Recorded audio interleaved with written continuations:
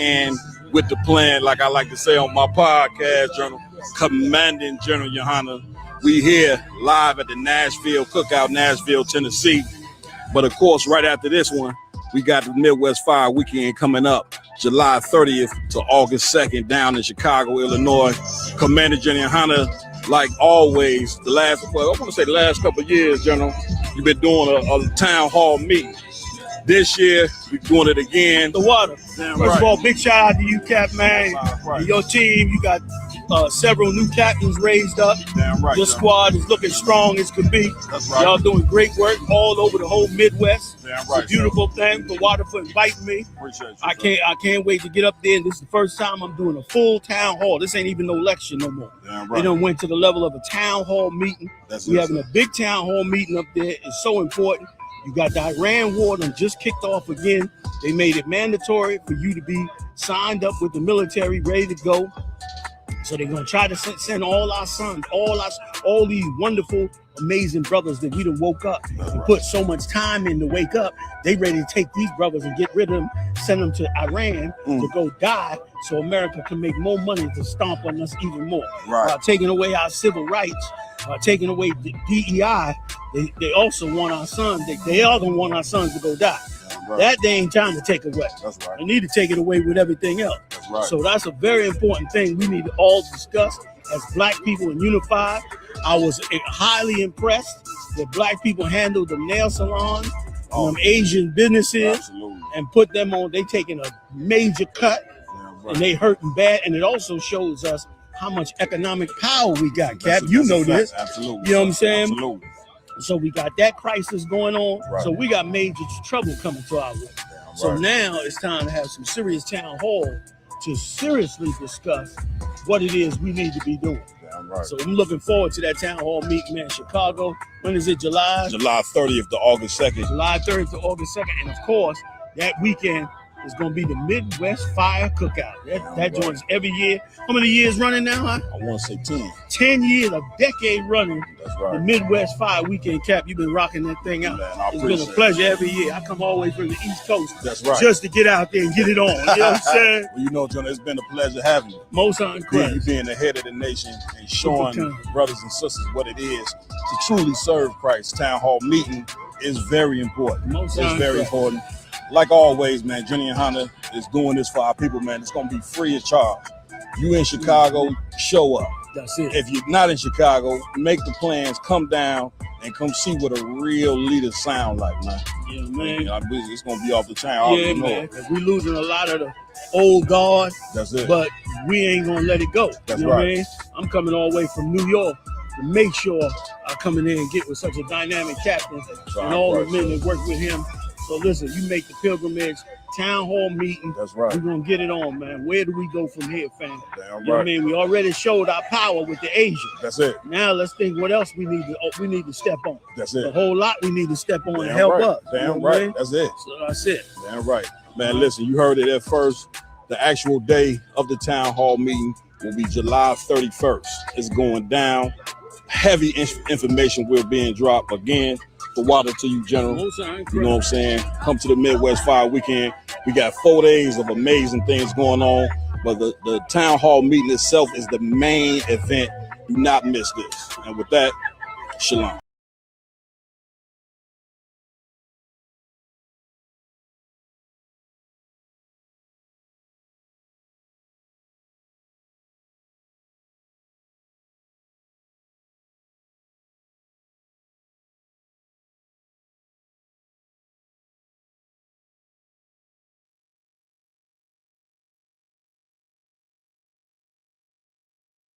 His representative on the phone. I've been trying to talk to him for the longest. I never could, right? But anyway, so I'm talking to his representatives on the phone, and through the clear conversation, I can hear the Christian. Right. I can't remember exactly what we talked about, but meaning this, right? You got some You got some Israelites, they say they're Israelites, but they still teach the same philosophy that Christians teach. Man got to have one. The Bible is for all nations. I was sitting in the room. He said that. Yeah, the Bible is for all nations, no matter what race you are. Right? Jesus Christ died for everybody. So I can't remember specific. I conflict with some of that. Especially that one. Man, supposed to have one woman. Now I tell them, Abraham. Most of them in the Bible had the people that God favors had more than one woman. That's it. So yeah. There's no law against a man having more than one wife. You don't have to have no wife. I think the only rule, from my reading, Go ahead. you got to marry her. You just can't be sleeping with her. Well, according to the Bible, sex is marriage. Okay. I mean, you have intercourse with a woman, that's your woman. Yeah. You get my point? Okay. So a lot of Israelites still teach the paper and the ring. That's Christianity. Like, I have no ring because I don't want to. It ain't even. I say them vows in front of the Lord. I don't like the government involvement in it. Here's the key to it all. The Lord don't care about no medal and no ring. The Lord care about who you share your body with. Right. Now, if we teach our daughters that the first man that ever had intercourse with them is their man for the rest of their life, how much confusion does that stop? How many women do we stop from being whores if we teach that sex is marriage? So now when you teach brothers that, they know if they touch this woman, she is his responsibility for the rest of his life. Ain't no throwing her away because of no paper in the ring. The Lord don't care nothing about that. And you get my point? So when me conversating upon them brothers, I offered the brothers to have a debate, and they turned it down. You get my point? With debating is a part of what the prophets of the Lord have always been about. Okay. Scriptures say Paul disputed with the Jews daily because why? He coming up against the different gods that they believe in. Because according to the Bible, there's only one God. But when you get to teaching several different doctrines, what people don't understand, that's a representation of a different God. You get my point? So yeah. Okay, it may be one I call him the Most High. That's right. Because there's people underneath him that's higher than us. So it ain't it's one God. Okay, that's a fact. But it's angels and people like Enoch, if you believe in Enoch, that ascended and they're higher than us right now. Right. So back to my question though. But it don't mean that he didn't die. Like when you read the book of Enoch that they got out now, right? That's a man's interpretation of Enoch. That ain't the actual book of Enoch. They got the book of Enoch. They got the book of what's the other book Eli. They got out there? Eli, not Eli. It's not the book of the dead from the Bible. The book of Enoch and another book out there. Josephus. Not even Josephus, but it's another book that's supposed to come out of the Bible. All those are when you go to the author of the book, this be some man's opinion about the book, but it's not the actual book of Enoch. The book of Jasher. You get my point? And so, yeah, man, like I said, you come sit down. Okay, I want to go back to my original question. Please. What's the difference between the Israelites and the Christians? What's the difference? Because like you can know the difference between a Muslim and a Christian. If Muslim believe it's only one God, there's no Jesus. Right. What's the difference between the Israelites and the Christians? I'll give you a basic one. How we just talked about sex. Christians teach that marriage is a ring and a piece of paper. That's not what the Bible teaches. Christians teach that God is for all races of people. That ain't what the Bible teaches. Christians celebrate Christmas. That ain't in the Bible. Christians celebrate Thanksgiving. That ain't in the Bible. Christians celebrate Easter. Then they try to say his birthday and everything. That's how birthdays is a sin. No, birthdays is a sin. To celebrate the birthday. And when you're dealing with the religion of Christianity, you are dealing with the religion of our oppressor. Our ancestors was forced to take that. So why would we follow something at some point in the Bible and Ethiopian Bible, it started out Jewish, Hebrew, then it go straight Christian, like some flip. Like the Bible doesn't teach Christianity at all. But what happened is the Christians are they masters of witchcraft. So they take a verse here, take a verse there, take a verse there, and misinterpret the verse. And because our people haven't been taught by the real prophets of the Lord, they're able to deceive you by misinterpretations. But that's why when they come to us, they don't stand a chance, because we can go and show you what the actual precept means. Okay. So we just spoke on my biggest issue with the Hebrews that I hang out with. Yeah. They tell me I'm going to burn the pit because I won't get married. You know, I think you're supposed to have. You should be allowed to have more than one wife. They're like, one wife, you gonna burn the pit, bro? I'm like, okay, y'all lose me there. Here's the problem with that, right? Jesus Christ compared the kingdom of heaven to 10 women going to marry one man. So if having more than one wife was a sin, Christ wouldn't compare the kingdom of heaven to 10 women going to marry one man. What they saying is conflicting with what I'm reading, and I have to read the King James twice. Yeah. But it seems like it's mind talk. Seems like they're trying to get you to okay. How you feel about the fear of God? You should fear God. Having the fear of the Lord is the most healthiest fear that you can have, because it's going to stop you from breaking His rules. Get my point? Like, I'm gonna ask you this: what is sin according to the Bible? What is sin according to the Bible? What they based on what they saw. Anything against what's written that they say God doesn't like adultery. That's it. Okay. To be more specific, sin is the breaking of the law. Right. Breaking the law. You get my point? And so, unless you dealing with the whole teaching the people what the law is, then how they gonna know that they breaking the law? If you don't teach them what the law is. And like in Leviticus, there's a whole bunch of, it ain't 10 laws. It's a whole list of laws. No. Do you Hebrews go off the same laws in Leviticus? We go off the whole entire Bible. From Genesis to Revelation, we deal with the whole Bible in its entirety. With the King James version. We deal with the King James version. The King James is the most accurate Bible that's out there because of the scholarship that he put into the Bible. Okay. You say you see Texas and you see the person that wrote it. Who wrote the King James Bible? The prophets of the Lord wrote the Bible. Israelites is what the one described. Real quick. Say I'm a prophet, right? Daniel, this brother, my scribe, he wrote the Bible. So when you're dealing with the King James Bible, he had 24 scholars. He had them go translate the original Hebrew and the Greek into English. Because, hey, how you doing? Because during the time that he had the Bible translated, you had our people living in Europe but couldn't speak Hebrew, but couldn't speak Greek. So he had them translated so these people would be understand. Because imagine you reading the Bible in a language you can understand. They can tell you anything they want to tell you that's up in here.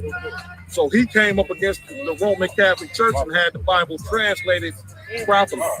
The scholars that he had at that time was the top scholars, and that's why the King James is the most accurate Bible and the most bought Bible that's out there right now. Front to back twice. Yeah. Let me say this to you. Before I came into the truth, I read the Bible front to back twice, and when I came into school 15 years ago, I found out I didn't know the Bible. Right, I read it too fast the first time. Because it's like trying to become a scientist, right? I can give you 2 science books, but it don't make you a scientist because you read the book. You got to actually sit in class and be taught by the scientists on how to become a scientist. You get my point? It's the same way with the Bible. The Bible teaches you that you have to be taught by the Bible. You just can't pick up nothing and read it. You're gonna be why? Because the Bible is full of symbolics and metaphors. You got to deal with context of the Bible. So you will read things and not understand it because you don't understand the context of the Bible. You get my point? And that's why I go sit and listen to Bowie. But you're right. Bowie is a more Christian church. Absolutely. They Israelites, and they claim that and everything, but so I stopped going there because I was just too conflicted with that. Yeah. I just went back to my book, just read for myself. That's it. And then after I did that, I'm 70% finished with the Ethiopian Bible, and that don't read nothing like. I tried to read the Quran. I can't read the Quran because it's shaming Hebrews the whole way through. Like they on the top of a mountain talking about look at them heathens. That's why they got to walk through the jungle, the wilderness for 40 years. Yeah. It seems like Arabs shaming the Hebrews. They on point with the accounts of what's going on, but they looking at it from a distance. They looking at us, but they looking at the chosen people, and they want to be that. Right. When you're dealing with Islam in itself, you're dealing with a religion. And singles. They said we don't have to wear singles no more. How you feel about that? You said singles? Shoes? Singles. Fringes. That's what I meant. Fringes. I meant fringes. Yeah, fringes is just a part of the culture. You know what I'm saying? They're supposed to remind us of remind of keeping the law. You understand? So that's something scripture say to practice the righteous act. Y'all wearing it. So y'all don't believe in There's Christians, man. That's why I'm telling you, I got on the phone with them brothers for 30 minutes, and I could see that here that these brothers is Christians, and they not really for the truth. With some people, it sounds good to call yourself an Israelite, but it's a whole different thing to actually follow what's in the Bible. Get my point? Right. Yeah, you're gonna be looked at as a radical. You know, we here at this event, but we teach out on the streets. That's why I had to stop coming around Israel's guy because I don't see it that way sometimes. Yeah. I had to go back to my own book. That's So I'll it. check you guys out later. Please. Are you familiar with the John Chapman deal? I think it was before.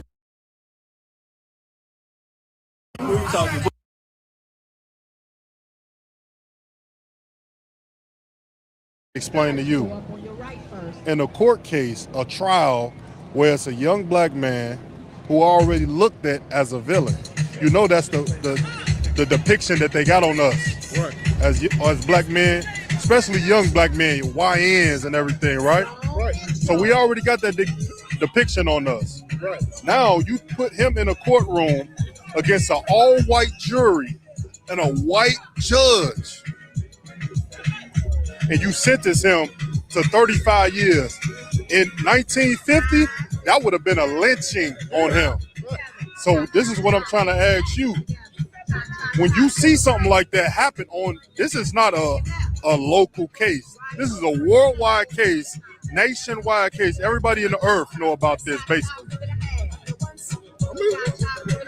How do this make black people look, and how do this make white people look? That's what I'm trying to have you understand. That's what I want you to explain to me. That's all I'm asking. Can you explain that to me? Now but you just had all the explanations about, Because I agree. It's just that, honestly, man, like, I get mad at these conversations. I get mad, and I don't want to walk around and slap the first white person I see. So I'm just, you said don't say nothing stupid. I'm sorry. But it's the truth, bro. It's like, that's how I feel. I feel like his parents failed him because we know the world that we live in. We know who controls it. We know who behind it. We know that they bogusly. Like, let me shift your attention from Carmelo and put your attention on Kendrick Jenkins. That's another one. So you telling me this black individual went inside the gym and climbed inside of a mat to get his shoe and miraculously suffocated himself? You see what I'm saying? If it was us against us, that would have went totally different. Me and you got into an altercation, I did that to you and put you in a mat, it would have been on the news. Man, Joe Quan did this to who? White individual did it, who dad worked for the FBI. They still can't get justice. So that's why I say this Carmelo stuff, trying to fight for it, trying to get other lawyers in it, I get it, but it's sad because it's like, we know the outcome. This is what you got to remember, though. I get what you're saying. You want true justice to be served, but this is what I want you to understand and look at.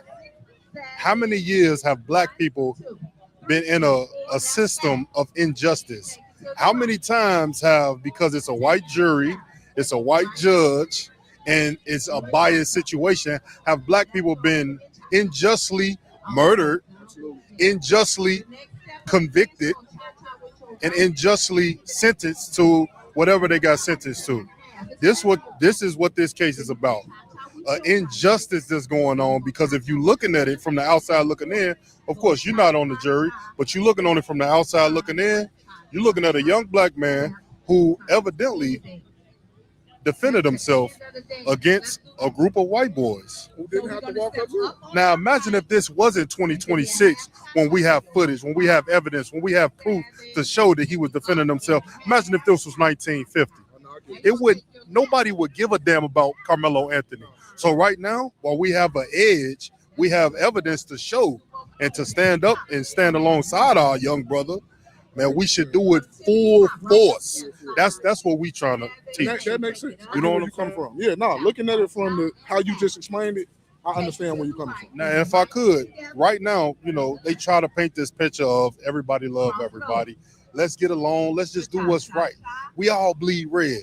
But right now, that showing that happened with Carmelo Anthony basically showed us one thing, that white people are going to defend white people. So in return, what should we do?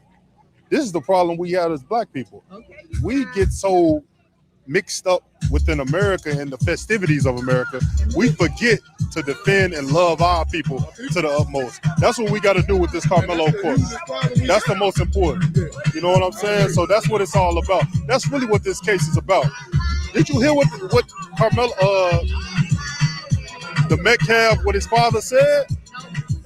I ain't really tuned into it too much. His father said, black people, this is why they shouldn't even be a part of the jury. Because why? Because it's only 78% of them that got a father in their home. They trying to get on welfare. Now, what the fuck that got to do with the case? What that got to do with the case? That lets you know something, that it's not just about the court case. It's about a black and white thing, no matter what they say. So with that being said, when you witness that, you got to understand, man, you got to stand with your people before all. You know what I'm saying? And that's the total matter of the situation. You know what I mean? So I appreciate you for, chopping it up with me, Quan. You know what I'm saying? Every opinion matters. Every opinion matters, you know what I mean? Explain to you.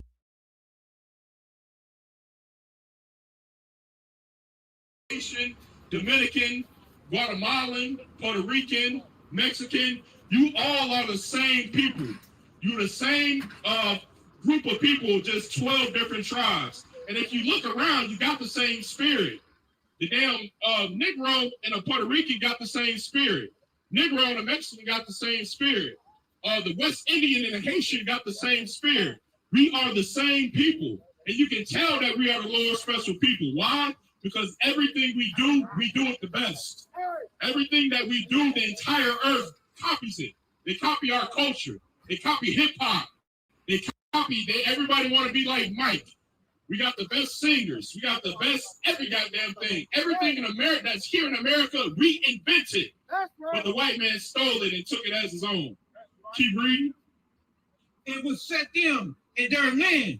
The Lord said that he's going to have mercy on us and set us in our own land. That's what black people need to heal. We need our own land. Black people, black man, you need to run your own government.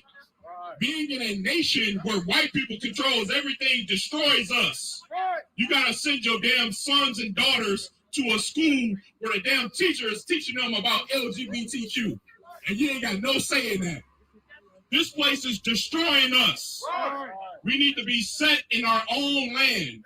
And that's like inconceivable to black people. You don't even think that you can run your own nation. Slavery then destroyed you to that point where you got to walk around and think that it's better to be under the foot of white people than run your own damn society. Let me tell you something. If black people have their own society, it will be beautiful. It will be immaculate. It won't be no damn Roman Catholic priest molesting children. It won't be none of that. It won't be no Christian pastor with homos all in the choir, and it won't be none of that. It'll be peace on earth if the black man ruled. The white man and his damn propaganda want to paint the picture like we monsters. We are the best people on this planet, and you know it. That's why you use your damn propaganda via the CIA to destroy our image. Go ahead. And the stranger shall be joined with them. So the Lord said he's going to put us in our own land, and a stranger is going to be joined with us. Go ahead. And they shall cleave to the house of Jacob. And the people shall take them and bring them to their place. So this is the kingdom of heaven right here. Blacks, Hispanics, and North American Indians, you're going to rule in your own homeland. And every other nation is going to cleave unto you. And we're going to take them and put them into their place. I'm reading it out the Bible, Isaiah the 14th chapter. Let's get some more. And the house of Israel shall possess them. And the house of Israel will do what? Possess them in the land of the Lord. And we're going to possess every nation as slaves in the land of the Lord. That's the kingdom of heaven. I know you never read that in the Christian church. What God do you think you serve in this Bible? The God in heaven is a God of warfare. All throughout this Bible, it talks about how much killing and enslavement the Lord did.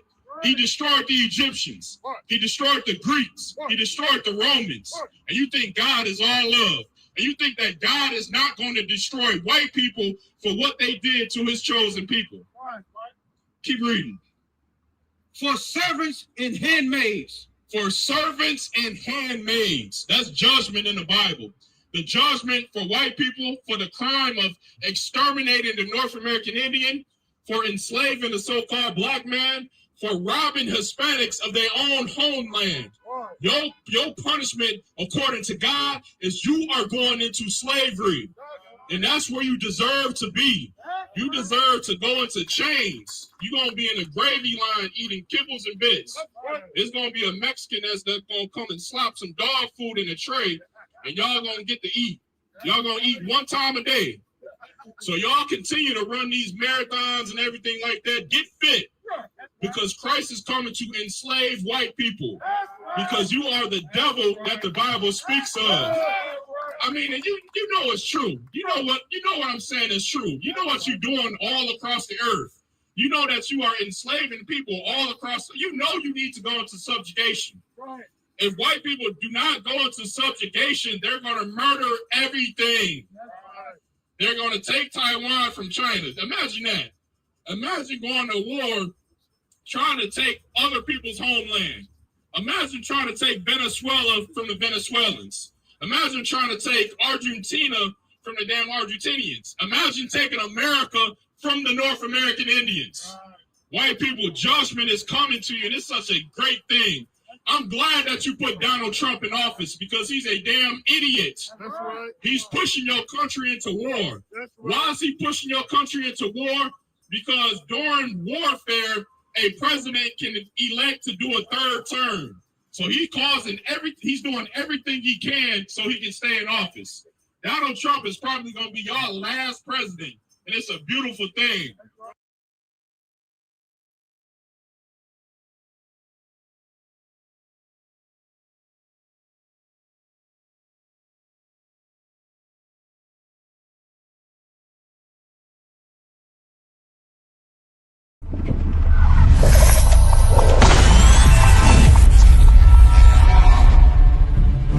You're a black Marine or a black whatever in the white man's military, that make them want to kill you more. Mm-hmm. Like when they see the uniform on you, they get an extra disdain for you. You know what I'm saying? Because they don't understand why in the hell do you want to fight for them. Cared enough about your trials and tribulations, the things that you suffered through, and how to get out of that. That's your history. You don't need a white man to have no remembrances for it. Yeah, America. You chastise the child too hard, or you create trauma. Yeah. If you don't say nothing to the child, then you making them soft. That's it. You know what I'm saying? Like, it ain't no way for a black man to be right even when he is white people that's out there that want to help black and Hispanic people, the best thing you can do is just leave us the hell alone. They are all against you. They all want to destroy you, and the ultimate goal of all of them is to put you back into slavery and subjection. Real Nigga University in 5, 4, 3, 2, let's get it. 1. Hey, shalom, everybody. What it do? We're back for another one. That's right. That's right. Round table true. Get it in every Friday night like we likes to do. But before we get started, like always, we got to give it up to the Most High, the nigga God. Right. You understand? Right. And the proper name for the nigga God is Yahweh in ancient Hebrew, the Lord, not Yah, not Elohim, not give me something else. Yahuwah, Yeshua, Mandor. You can't even get the Lord's name right. You damn sure ain't following the Most High in the correct way. Right. You following a whole nother God. You want to get it right, you got to come to the home of the true ISUK, under command and Learn the ancient Hebrew, learn the Lord's name, learn Christ's name, Yahweh Shah Mashiach. Give it up for our King, Yahweh Shah Mashiach as well. Right, these brothers out here teaching, man, all they doing is causing confusion. They don't know what the hell they talking about. The brothers out here talking about shalom. The proper is shalom. That's right. Not shalom. Even the sound of it is off. Sound like some genius. Like I'm gonna do some magic trick. Shalom. Get me right up there. I mean, black people, man, we got to stop this shit, man. Sometimes you got to do something to just try to be different from the truth. We'll look at something that's right and say, we need to twist that a little bit.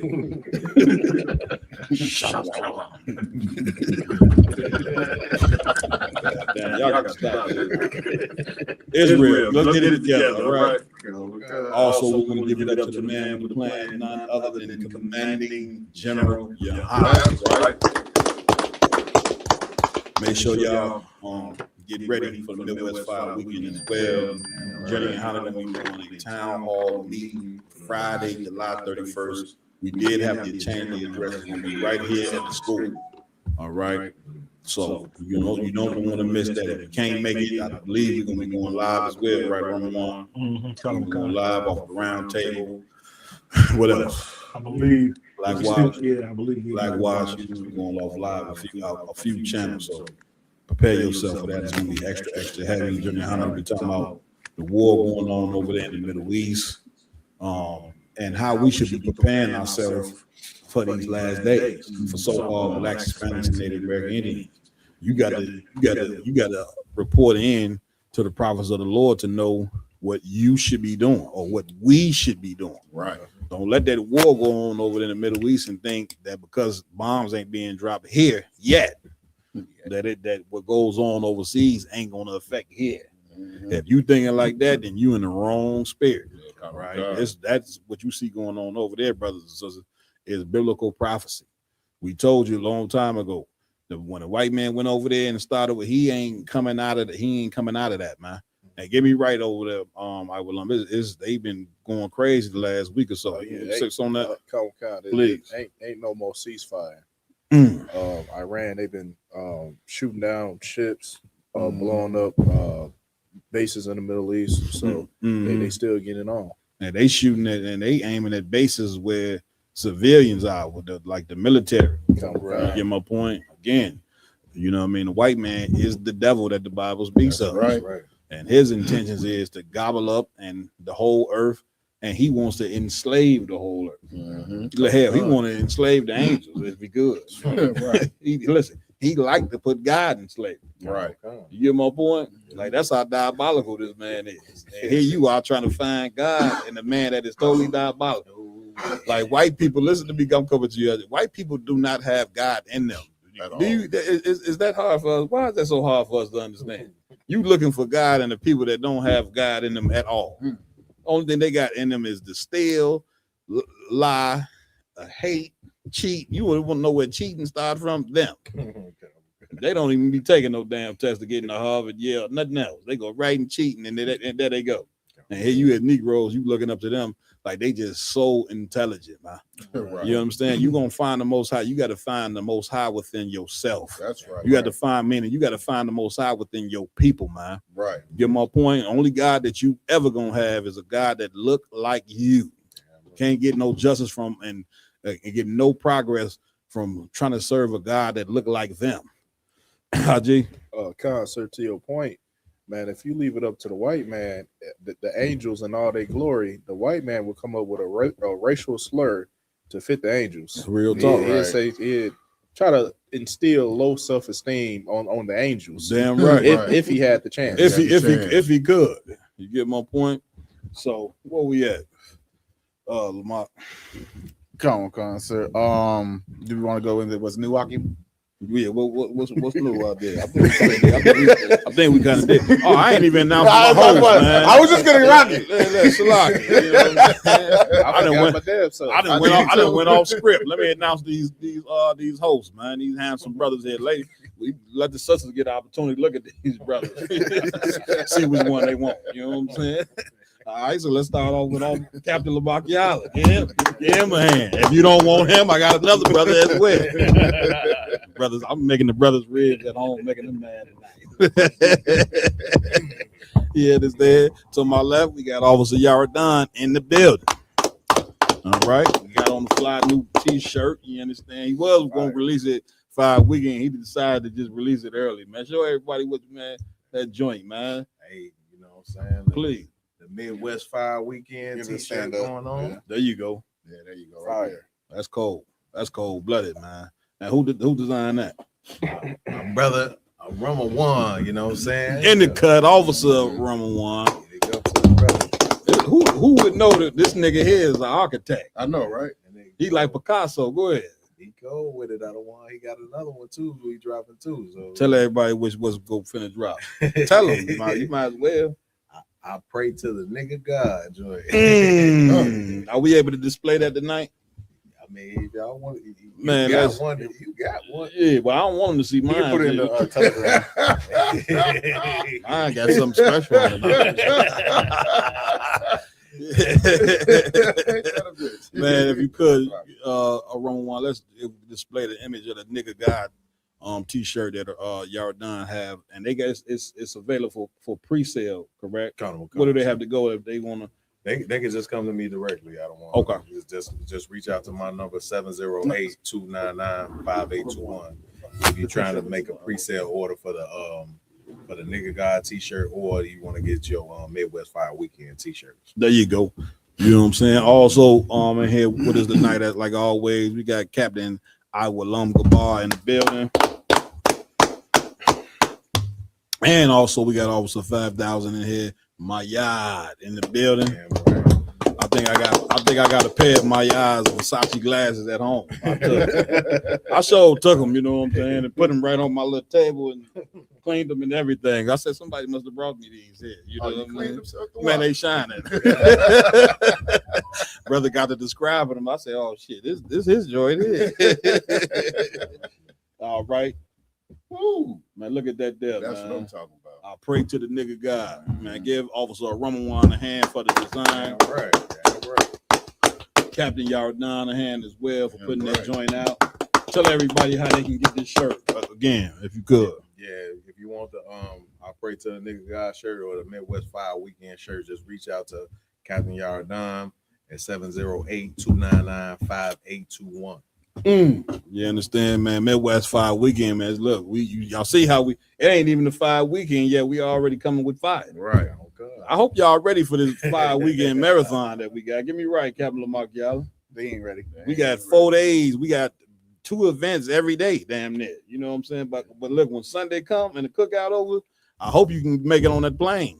Or make that drive back home. You know what I'm saying? Because we about to have a ball. All right. I also want to give it up to my technical team in here tonight.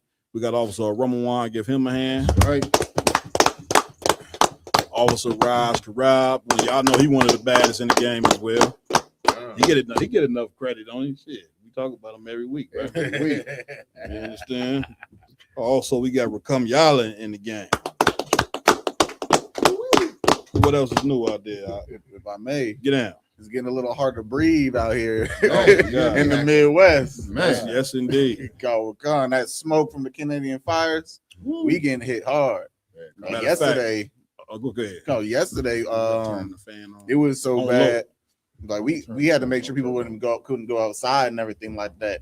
I go to find out the daycare where my kids be going to, they actually took the kids out in that nonsense. The The entire day, they took them to a water park while they couldn't even breathe in the air. Come on, man. And they said, now get me right on that. They said it was so strong, the air was so jammed up, it was like smoking. What you told me, It was ID? like smoking a pack of cigarettes. You see what I'm saying? You mess around and get lung cancer from being out there yesterday. Now today it cleared up a little more. Right. You know what I mean? Normally I do a little walk. I didn't do it yesterday. I said that might not be wise. Right. They might find me rolled over in the grass. Talk about call commending. White people, you know, it'll be always white over there find you. You know what I'm saying? What's his name? Old lady. Okay. You understand? So yeah, that now get me right on that. That was over a few cities as well. Con, like the span is going. It's been traveling for a while, and it's only enlarging over, like you said, multiple cities. Mm-hmm. And then the smoke, you know, it's here, Detroit, They had it Minnesota. Like bad. the whole Midwest is getting hit by the remnants of the fire. No joint, man. Let me tell you something. Them forest fires is no joke. You understand? Not just the forest fire. There been all type of catastrophes going on in the earth. Get me right on that, IJ. Khan, sir, has been a lettuce at Taco Bell giving out explosive diarrhea. Mm. That's a rough one. Oh yeah, Yeah. It's like a huge thing. Right. What's going on? Man, y'all better stay away from Taco Bell, man. Go get you a little taco from one of them taco trucks. Facts. You can't even shit. Gonna feel like a damn flame coming out your behind. You eat a couple tacos from Taco Bell. Captain, the Taco Bell gonna give you diarrhea by itself. Anyway. That's a fact. So Fact. add the bad lettuce, you jammed up. And I believe there's been a few earthquakes and tornadoes across the Venezuela. Was it Venezuela that got hit with the earthquake? I believe Yeah, it was Venezuela. What you was gonna say, Captain? Y'all done? You had your hand up? I was just gonna say Yeah, you need to go get Mexican food from Mexican people. That's it. Right. You know what I'm saying? Maybe it'll be a little safer. Yeah, right. And let me what you saying so heavy, and you're gonna help out a family that need it. I mean, I'm pretty sure Taco Bell got all the money in the world. You know what I'm saying? It's a franchise that probably ain't even ran by Mexican people. You get my point? They like to take out black and brown people. Y'all know we make the best food. Nobody make more better food than Negroes, Hispanics, and Native American Indians. Nobody. You know what I'm saying? But what happened is these people will come and steal our ideas, and before you know it, you know what I'm saying, they telling they got KFC and Popeyes and everybody else. They steal your whole invention and make a ton of cash off the joint. You understand? We start supporting these little local mom and pop joints. You know what I'm saying? Hell, get them rich. You understand? We're gonna go over a story here tonight that speaks to the value of how powerful the black and brown dollar is. You get my point. That's why it's important as a people that we be in one mind. You understand? One faith, as the Bible said, right? Because when we have so many different belief systems, man, we spread all over the place. We can never be strong. Get me right on the Cap. You know what I'm saying? We can never be strong as we should be by being together. You get my point? We can have the same people. We can't all believe in the same thing. Now, the hell we can. That's you know what I'm saying? But as it pertains to morality and believing in the same God, you damn right we can. That's a damn demon. Anybody that come tell you that, get me right. Hey, Cap, man, what you bringing out is so heavy, man. If you think about, you know what I'm saying, even, you know what I'm saying, the ISUPK or even this round table of truth, this is about bringing our people together to have the real conversations about the things that's right or wrong. That's it. You know what I'm saying? We're not trying to isolate, you know what I'm saying, and just, you know what I'm saying, just try to indoctrinate anybody into anything without having the discussion about what's really going on. That's the point. The reason why we have this podcast every week and you have the access, you can call into this podcast right now. Damn right. You know what I'm saying? You That's have right. the access to call in right now and get your perspective off and say something about these topics that we talk about. That's it. You know what I'm saying? But the issue with the black community is we don't take the time to sit down with our people and have the conversation. That's it. You know what I'm saying? About how we need to fix our people. Damn right. Get a brother a hand on that one. Captain Margiela, what we going first? Come on, sir. Since this is something we already spoke about, we're gonna go into the Nolan Wells case again. Mississippi police caught covering up certain things about the brother's case. Now refresh my mind on the Nolan Wells case, because we didn't have so many damn cases we've been talking about. You know what I mean? Can somebody refresh me on that case? Sir, so if I could, please. So Nolan Wells is the young black brother who went to this spot called Horn Island. It's an island off the coast of Mississippi, with 4 of his white friends and classmates. Yeah. They were out there to party before the brother was to go away to football camp and training for the summer. Right. The brother was a top athlete at his school. He was on the 4th as well. Yeah. So and it was on the 4th of July, Con. But so apparently the white friends came back. He didn't. And then they said that he stayed behind to talk to a girl, which his parents say is uncharacteristic of him. And then they found a brother. That was on a Saturday. They found a brother dead on the shore Monday morning. So they did find his body.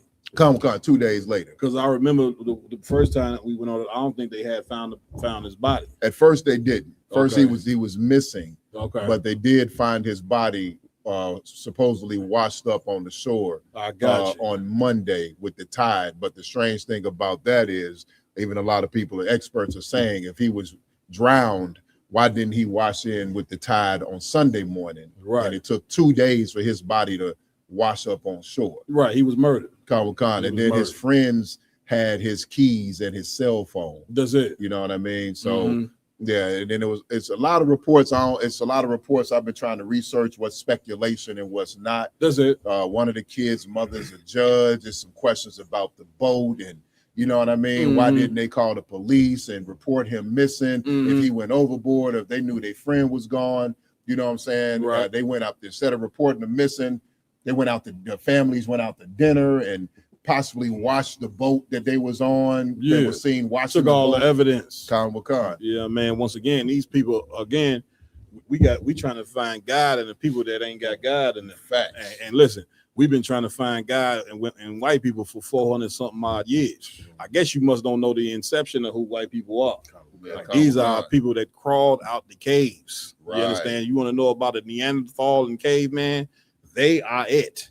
And we should be ashamed of ourselves, Blacks, Hispanics, Native American Indians. Here we are, the royal family of the entire earth, according to the Bible. And we didn't let the people crawl out the caves and sit over top of us. We should be ashamed of ourselves, right? That we have allowed this to take place. Captain, y'all done? Yeah, if I could too. Please. It was something about the cell phone because supposedly, you know, when they got back to shore or whatever, they had the cell phone, but nobody even reported that his cell phone was on there or in their possession. You know what I'm saying? It's like, it ain't like, you know, they reached out to the family and said, oh, he left his cell phone, whatever, Baze Skippy. The mother had to find the cell phone through Find My Cell Phone. I ain't know that. Oh, Slocky said if I could. And another fact about the cell phone. Somebody at the door. They found that when he got the cell phone back, that for that day, his text messages and his Snapchat feed was completely deleted. Now, you know, the young generation, they live on Snapchat. And they said he was a brother. Every time he's out, wherever he's going, he's on Snapchat making the little short videos and kind of video logging his life. Well, that day, everything that he did on the Snapchat was completely deleted out of his phone record, and he had missing text messages. No, Salak, I thought somebody was at the door. So we got a story video on. We got a video. Go ahead, let's play it.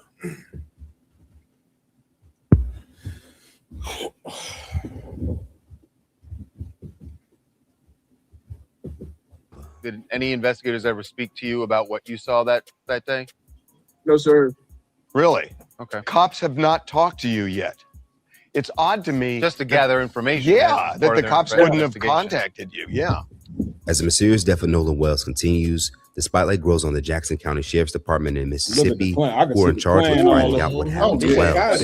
Now, after 7 days have went by since Wells would first go missing, many key questions remain. As we previously reported, two of Wells' friends would end up speaking to a local outlet the day his body was found, in which specifically Javon Williams would reveal that he was supposed to be on the same boat as Nolan, confirmed he saw Nolan on the island, and even has expressed that there was a fight that took place on the island, but doesn't believe it involved Nolan directly. Now, despite who some may consider as a key person in a thorough investigation, Williams would reveal that he has not been contacted by authorities a week after his friend would go missing. In an interview on Friday on TMZ, Williams would speak with Harvey Levin, who also was an attorney for nearly 20 years, to answer a few questions in regards to his connection to the case. As Harvey would ask Javon a few things, he would become shocked on air that the Jackson County Police Department have not contacted him yet for any statement, given that he has publicly shared he was on the island, saw Nolan, and knows the group of boys Nolan traveled to the island with. They said they're still investigating. Did any investigators ever speak to you about what you saw that day? No, sir. Really? Okay. Cops have not talked to you yet. No, sir. I don't see why the cops would have to talk to me. I'll tell you why I'm surprised. Because you knew Nolan well, and you knew that he was friends with these guys who were the last ones to be around him. I would think they would at least want to know, hey, just the things we're asking. Right. It's odd to me. Just to gather information. Yeah, that the cops wouldn't have contacted you. Yeah. Now, outside of Harvey's clear concerns with Williams not being approached for questioning after the sheriff would express a thorough investigation would be done. Right now, does that look like somebody that give a damn about that brother dying? I mean, he looked like the top chief priest of the KKK. Get me right on it. You know what I'm saying? Like, what in the hell, man? They ain't came to talk to him because they don't give a damn about this cat coming up missing. Right. So go ahead, Cap. So like I said, Please. when I looked at him, you remember the movie Life? Yeah. You know what I'm saying? And the cat that said Martin and Oh, right, real talk. That's him. That's just like Deep down in Mississippi. Look at this, man. That's a redneck right there. Oh yeah, Common. Man. Yeah, you know what I'm saying? Like, right. boy, oh boy, man. Like, and they ain't came to talk to this cat yet. He was a close friend, and he was saying him once again. You know what I'm saying? They hoping that this just rolls over and get swept under the rug, and that people stop talking about it. Right. You know what I'm saying? And guess what's going to happen? That's exactly what's going to happen.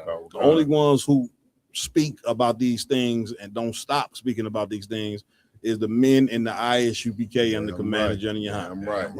We ain't stopped talking about no injustice that happened to our people, because we want we want our people to wake up.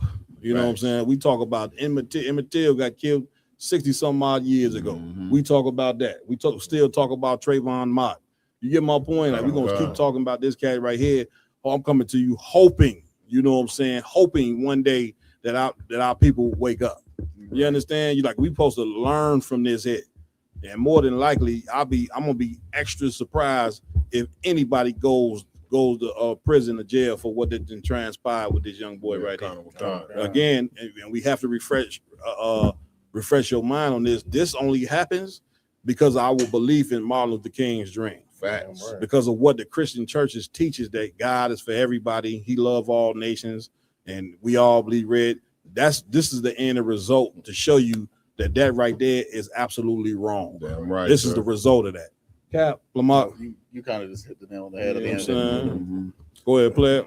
Go also. Somebody else want to say something? Oh, well, Cap, if I could, please. Sir. You know what I mean, like you said, like Captain Lamar said, you hit it right on the head. I mean, and they'll say that we're racist. They'll say all the things about the ISUPK, but we have been telling our people for years that it is time to separate from these people. That's it. You know what I mean? You cannot be friends with them. You should not. It's one thing if you're in school or you're at work or something like that, to be social, to communicate with them for professional purposes. But when it comes to leaving that environment, you should not have a personal relationship with these people. Damn right. You know what I mean? That's right. They blame us for integrating with them. Right. We never wanted, I mean, I'm talking to my mother, I'm talking to people of her generation that were the ones integrated in the schools, and I'm looking at what they're saying.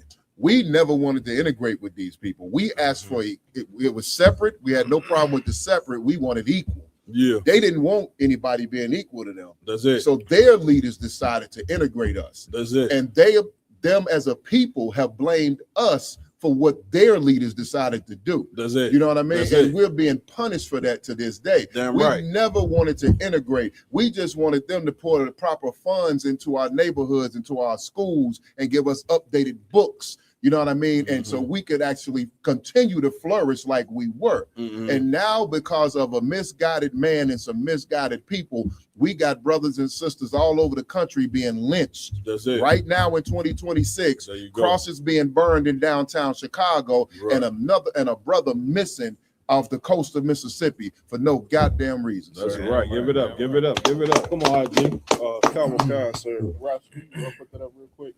If I could, please. This should be a cautionary tale to black people that like to dress themselves in white culture. You know, speak a certain way, certain mannerisms. You know, try to appease and change your spirit to make white people want you. Yes, right. sir. And you got all white friends and things of that nature.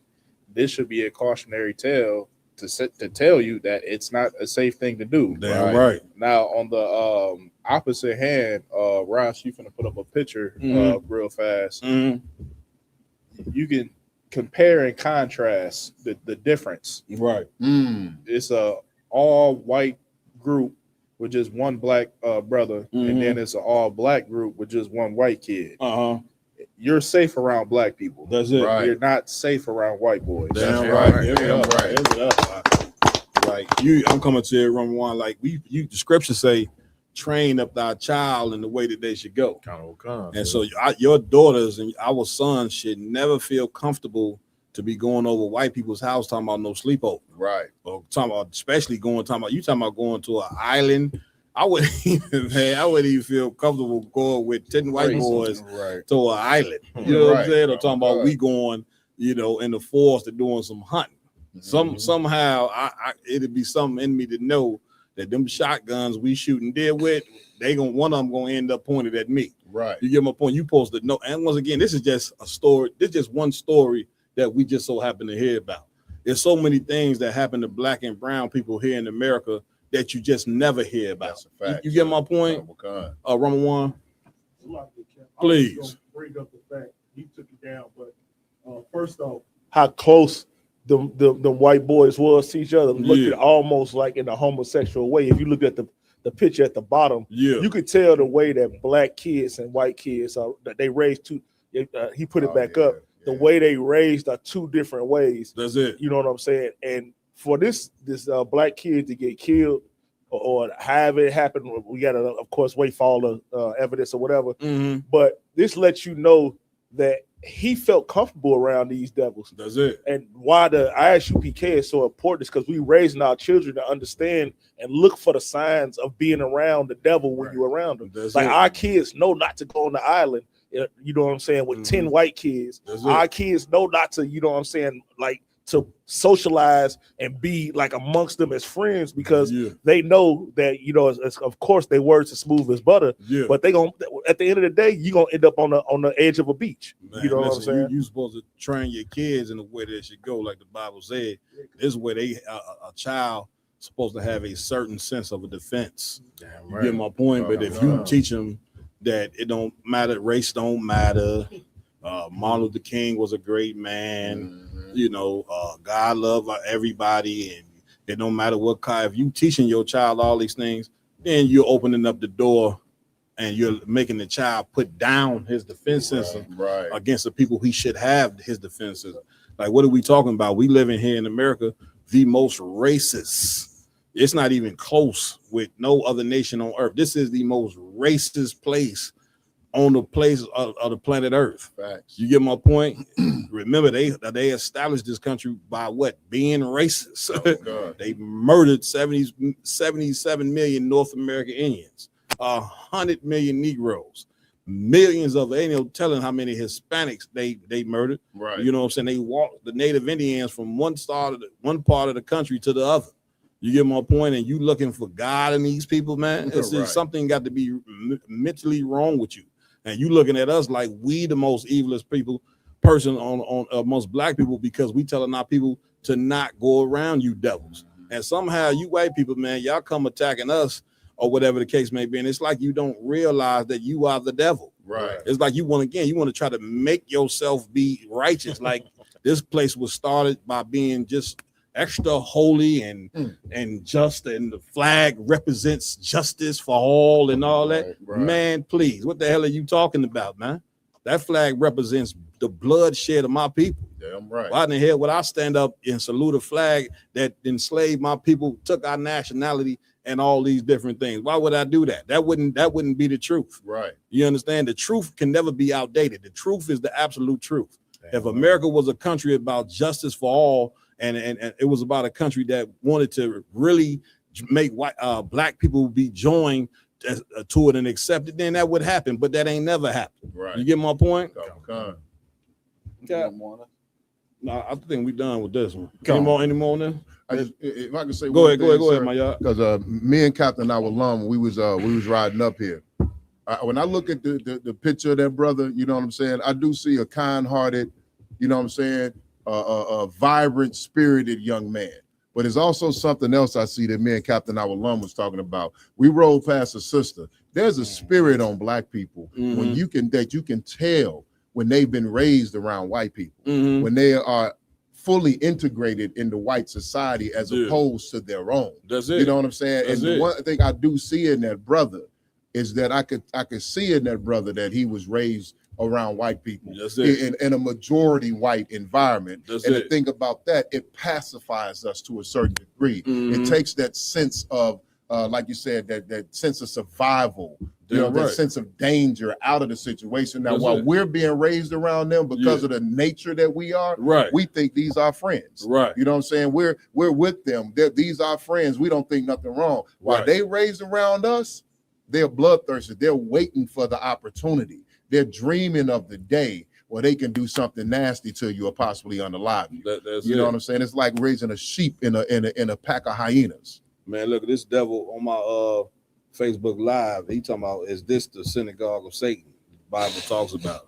Nah, we don't take our mouths and put them on toddlers' penises. Right. You know what I'm saying? The Jewish man does that. Right. His name Bub Randall. I'm gonna put him out there. You know what I'm saying? You need to go check them. Right. What that thing called where they put their mouth on the little boys' penis? Moyum. You know what I'm saying? Like we ain't went and stole another's people's nationality. Like the Jewish people stole black people's nationality for themselves. So this is not the synagogue of Satan that is talking about. You need to go try the actual synagogue where the white man at. And then look what this devil said. He say, strange. He said, I take my black friend hunting for the first time and he's still alive. Yeah, for now. Right. Listen, black friend, if you listening, this cat Bud Randall, man, watch this cat here, man. Better than watching, man. Don't go hunting with this cat no more. He talking about he's still alive. Yeah, for now. Right. Go ahead, Cap. Like playing Russian roulette. That's it. He talking about he's still alive. Then the devil here killing. Then they put the devil in the interrogation room and asked him why he did it. He looked the people right in their faces and say, I don't know. You know what I'm saying? That's a white man for you. He unalive you. You know what I'm saying? And then be like, I don't know why I did it. Right. And then again, it walk off free because they'll say, well, he's mentally, something was mentally wrong with him. You get my point? Well, all the black men, you black people try to do that same thing, thinking you white.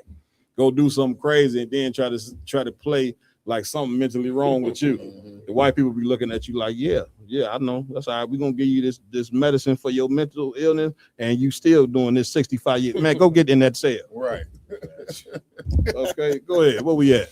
Actually, since Bub wanted to talk about the synagogue of Satan over there, we have a video of how the Israelis sat down, watched Lebanon get bombed on the flat screen TVs, and came together to watch Lebanon get bombed. Man, let's get it. Ain't that see how spiritual that is? Let me show you. Bub, I hope you watching. So we about to play a video where your people sat like it was the movies, right, and watched the bombing of another people whose land y'all stole. Bub, let's go. Why your mom ain't just named you Bob? Damn. They got together in lawn chairs.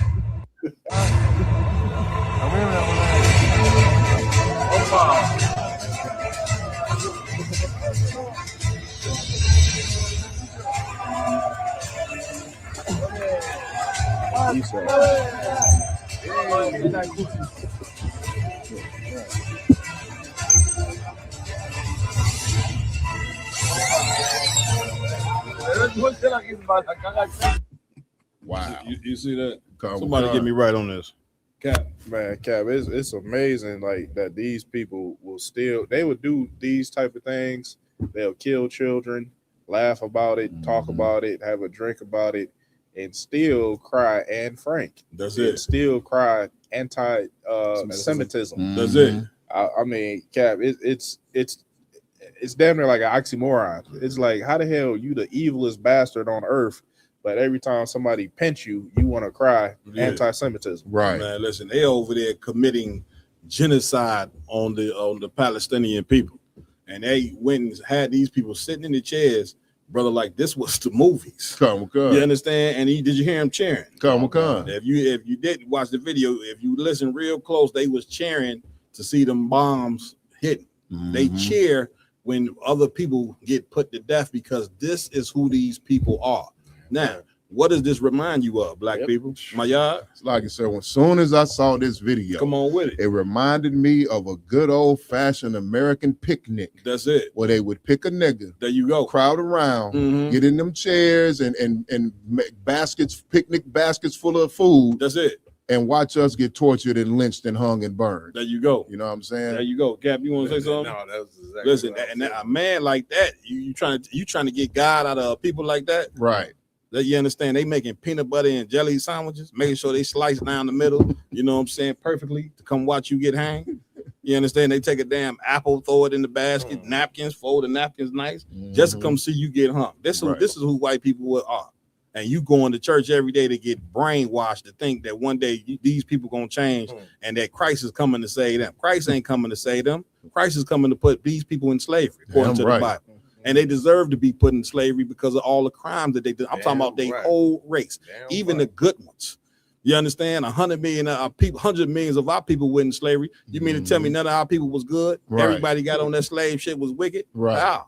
God judged you individually and he will judge you as a nation. That's the reason why blacks, Hispanics is sitting here in slavery, because the Lord passed judgment on the 12 tribes. Damn right. Now the time for that slavery is up. Now it's time for you to wake up to your identity and come back to the nigga God. That's right. You understand? That's what we supposed to be doing. Not because our sentence has come to an end. Damn right. Now, when we do that, excuse me, once we do that and come back to the Lord, when Christ return, we got a ton of script. Hey, like we ain't got the scriptures on it. Right. You know what I'm saying? We got the precepts on it. White people are going into slavery, man. I don't give a damn if you want to stump your feet and get mad and you don't like us saying that. They going. The scriptures say, you know what I'm saying? The Lord said in the Bible, my faults are not your faults. Right. You've been enslaved so long that black people, you've been enslaved so long, you don't even want justice, man. You get my point? You so beat. That's why the Lord say we done laid our body as a ground. You don't even know what justice look like, what it tastes like, nothing. You don't. You want white people to walk hand in hand in you in the kingdom of heaven and forget about all the crimes that they done. Meanwhile, when somebody do something to them, man, they own it. They on a drop of a dime. No other nation thinks like us. Well, that's what makes you a mental slave. Right. You understand? Where we at, Cap? If I may, get out. Like they're such bastards in the sense that the Israelis want to say that they're God's chosen people and they're all holier than thou. But they're at the same time celebrating genocide, like you said. That's it. Murdering and unaliving young babies and children and families that had nothing to do with anything going on about their lives. There you go. Or their livelihood. That's how you know the so-called white man is the devil the Bible speaks of. Man, let's give give only it up. the devil would clap and cheer about watching innocent civilians get bombed to piss. That's it. Civilians that don't have nothing to do with, and you own their land. Actually, it ain't even the Palestinians' land. The Middle East actually belong to blacks, Hispanics, and Native American Indians. I'm right. We don't know that, but that's our land. That's how the scriptures say, you know what I'm saying, that Jerusalem is the mother of us all. You know, they teach you in class, Africa is the motherland. Africa ain't no goddamn. Africa is a goddamn trash can. Right. You understand? With zebras and lions and tigers, and a bunch of Africans running around. I mean, get me right on this, man. You understand that? Jerusalem is the paradise. Jerusalem is the motherland. Of course, that's your motherland right there. Stop trying to claim Mother Africa, man. Right. These the people that sold you, dumb. Right. You understand? But again, I wouldn't be surprised if in about a year or so that they make a special report on the news and say, man, it's like 50 Palestinian people left. You know, we need to save them. Yeah, then all of a sudden you're gonna see white people want to save them. Right. You get my point? That's how the white man get me right. Hey, He got to be the hero. He got to be the hero. He want to be the villain and the And the hero. hero. He kill all the dolphins in the ocean and then say, we got dolphin day. You look on the calendar, Save the whales and Right. you look on the calendar, you got save the dolphin day. Earth Day, even though he destroying the earth. Kangaroo Day, then Kangaroo Day. You say, damn, where they come up with Kangaroo Day? Well, it's like 10 kangaroos. Right. You understand? Nice. Like black people we don't have that type of mind to just, obliterate the animals. Make the damn air. You see that? Look at the white man. He in charge. The damn air, you know what I'm saying, is poison. Everything he do is poison, because he is not meant to be in charge. Damn right. All right. Where we at? Okay. Well, we're gonna hit up the main topic of the night. We're gonna go into Young Miami's song "Spin That Shit." So first off, we're gonna hit a little bit of lyrics, and then we got some videos after the fact. So Man, IG look, has the lyrics. you jammed up, man, and in a world of confusion, when the number one song amongst black people is a stripper song. Right. And listen, and nobody even, we gonna show tonight if somebody did come up again, but for the most part, man, everybody and their mama, you know what I'm saying, jamming right along to the song. I'd have been sitting at the stoplight seeing some brothers twirling their head back and forth like that, singing the damn "Spit That Shit." But now they look like, of course, they got that. They got that sugar in their tank, the Kool-Aid, you know what I'm saying? Guaranteed. Hell, you talk about as a grown man, spin that shit. Right. Where your scamming niggas at? What the sister said on the song, you ever done? She say pussy nigga we. He talking about you. Don't you know that? You cats that go to the strip club and be throwing y'all dollars. She talking about you. She calling you the pussy directly. Instead of you going out to get a woman and having your woman get naked for you in the room, you got to go to the strip club and throw money at sisters who you know are mentally destroyed. Right. Every last one of them in there been molested 10 times over, and you in there throwing money. You sick and the women in there both sick. We all just sick. You get my point? Cap, I just got the lyrics. Let's go. Lyrics you want to read out? Yeah, Con.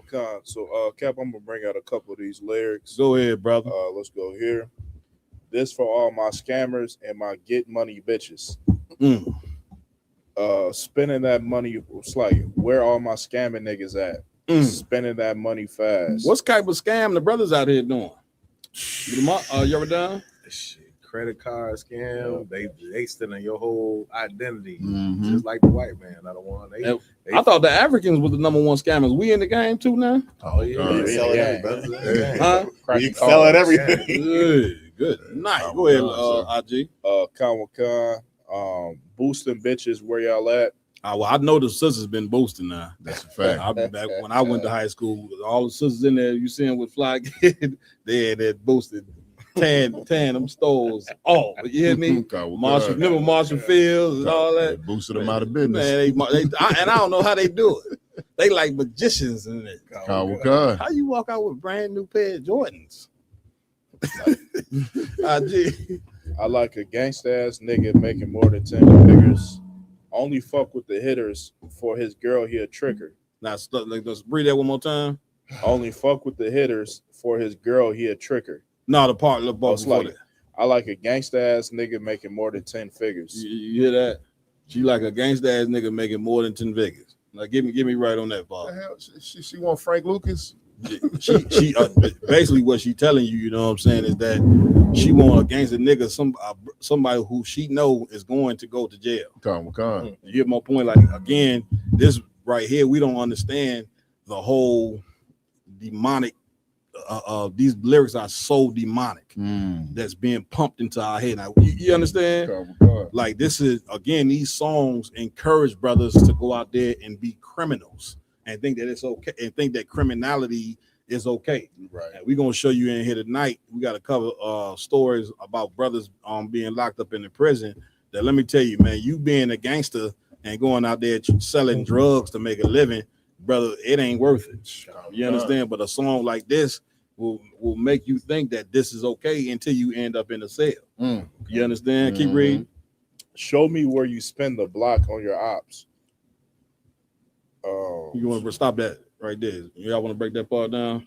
You heard what he said? Come. Yeah.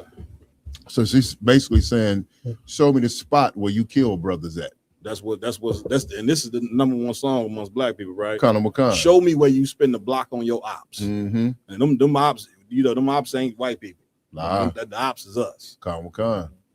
Y'all done? Just to, you know what I'm saying, give a little, like, precursor to it as well, is like, you know, like women, you know what I'm saying, try to make it like, you know what I'm saying, like a brother out there that living that life, and they doing all these dangerous things, you know what I'm saying, in their community. Yeah. That turns them on. Right. You know what I'm saying? So that's it. Show me where you spend your block on your op. Yeah. You know what I'm saying? That's how she's saying. That's it. You know what I'm saying? IJ. Come. What we doing, nigga? Show me where your hood at. Where all my scamming niggas at. Okay. And then the lyrics just repeat. Over and over. Yep, over and over. Good This night. for all my boss bitches and boss niggas all around the world. They in the text messages between me and you. You gotta get two up. Pussy nigga where you at, bro. Oh, pussy. From the iPhone. Pussy nigga. That's You can just put it at the end. So we can put it at the end. Go ahead, IGG. I'm sorry. Like kept trying to find this one specific part. Okay, I see it. Calling up his trap phone. Pussy nigga, where you at? Good night. So on top of her want to know where you kill people at and where you sell your drugs at, she calling you a pussy on top of that. Pussy nigga, where you at? Come. Yeah, that Cap, you took the word. So she want a gangster nigga Mm-hmm. that makes 10 figures, mind you. This nigga's a multimillionaire. 10 figures, goddamn. 10 figures. And he's a cold-hearted killer. You know what I'm saying? Mm-hmm. But she can call him at any time and call him a pussy. Yeah. And say, where you at? And he bow down to her. Pussy nigga, where you Pussy at? nigga, where you at? And listen, I ain't shocked no more. Brothers will accept that. Connor. We didn't got so weak in this place. We will accept a woman telling us, "We pussy nigga, where you at? Come pick me up from the house." You know what I'm saying? Why? You turn on the internet and we calling each other bitch ass nigga all in the videos all day. Like that ain't no problem. Bitch ass nigga, pussy ass nigga. We just our men talking to each other. I'm talking about. Don't talk to me like that. That's what I'm Watch saying. your mouth. Get my point. We men. Only men should no men be calling each other bitch, nigga, and pussy. None of that. Yeah, like somebody has got to stand for morality, or we'll never have none. Damn right. You get my point? And this, let me tell you something. This right here ends up on the radio like this because of people not standing up against this garbage right here. Facts. You understand? And everybody knows this is exactly what the white man, what he want on the air for our young daughters and our young men to listen to. You get my point? It was a push in the 90s for us to listen to what? Drug dealer rappers. Jay-Z been used against white people a long time ago. Wow. Right. You understand? He made it as though they put him on in the front line so all black men could think that they was one day going to be successful selling drugs. That's Every black man thought he was going to sell drugs and become a rapper because of Jay-Z. And a ton of us is sitting in federal penitentiary right now thinking that we was going to be Jigga. Right.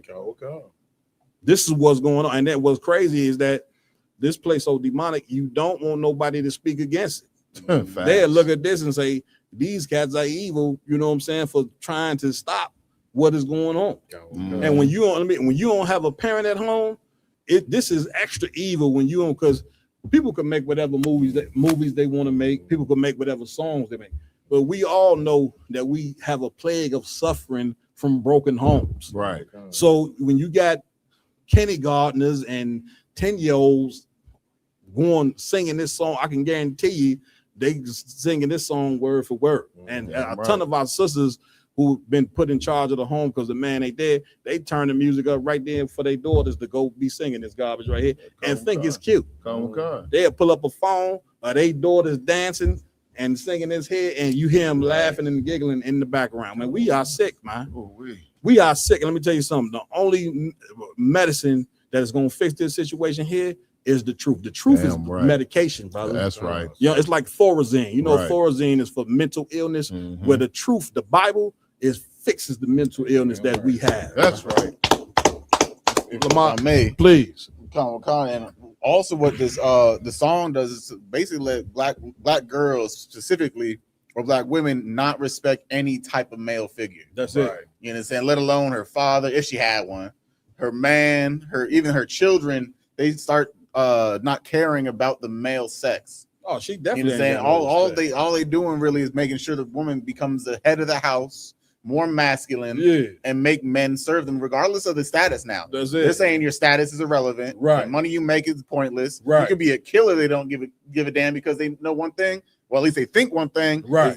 None of that is going to affect them regardless of what they do. Right. And that's not how the Most High works. Listen, if you think a woman respect you because you got money, brother, use a fool. Okay, because again, the minute that you go to prison, and you going, you know what I'm saying? When the minute you go to prison for trying to make money scamming or whatever illegal way you do it, the minute you get locked up, she gonna be with your best friend in what, a week? Or 2 weeks? You get my point? You see, she just called you a pussy nigga on the radio. Right. She telling you what she think of you right there. I mean, goddamn. Where else we going with this? Come on. So next up, we have a video of India Ari talking about the song itself. Let's go. You find the videos around one? You got the prison joint. Okay, most times, bro. Hello. Hey, hello. That's the Erykah Badu version, by the way. Hello. Hey, hello.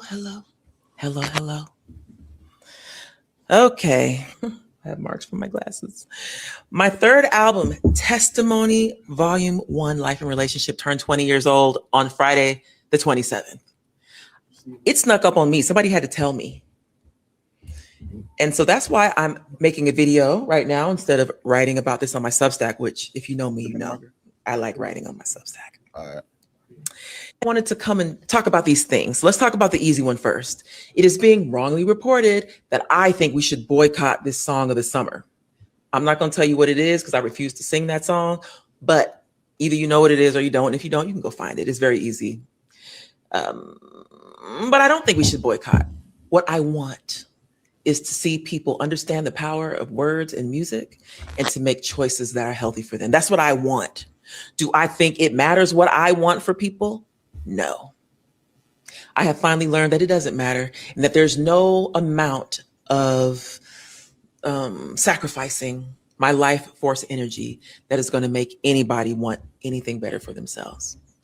All I can do is emanate what I emanate, stand for what I stand for, and hope that it reaches who it's meant to reach. And that's it. And that's all I'm going to do. And so my comment makes it very clear that I don't think we should boycott. My comment is tantamount to everybody doesn't want the same thing. And there are a lot of people who are saying it's just a song. Well, if that's what you think, enjoy. But what I know is that music has power. But of course, I have used that power to help some people. And I have traveled around this world twice. And I see the impact of what we export out of the Black American experience to the rest of the world. Longer story for another time, but I've seen it. So I know, and I'm telling you what it is, but you enjoy if that's what you want to do. And I will enjoy doing what I want to do. And that's why I don't think anybody needs to boycott. I think people just need to make choices for themselves. That's what I think. That's one. Two, also, this is a short version of a longer video. I put a much longer video where I go into detail about these concepts on my Substack. So go check that out if you're interested. Two. Oh, yeah, you go ahead, stop it. You know what I'm saying? Anybody want to what the sister just said right here? I thought it was y'all capping y'all done. If I could, sir, I feel the sister from a certain point, and then I started to disagree with her when she gets into a realm of, okay, you make the choice and the decision. Like you got to be able to stand as, like, you know what I'm saying, stand for what is right. You know what I'm saying? And I can't just be at a point to where I say, like, okay, yeah, I'm gonna choose what's right, but I'm not gonna tell you what's wrong for you. You know what I'm saying? Yeah. Like, the whole thing of it is like, and the truth is this, and people have an issue with this. Like, we are at a point to where in America that people let's just take the topic like homosexuality. Homosexuals can stand up all day and say homosexuality is right, and you know what I'm saying, I'm for homosexuality, and people should be able to decide whatever they want to decide.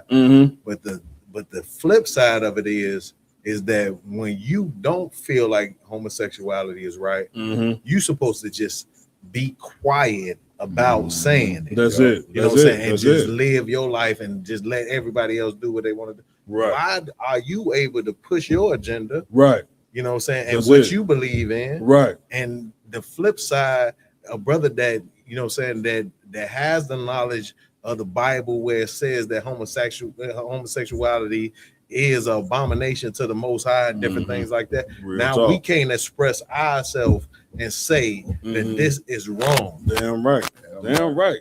Damn right. Give it up. Give it up. You understand?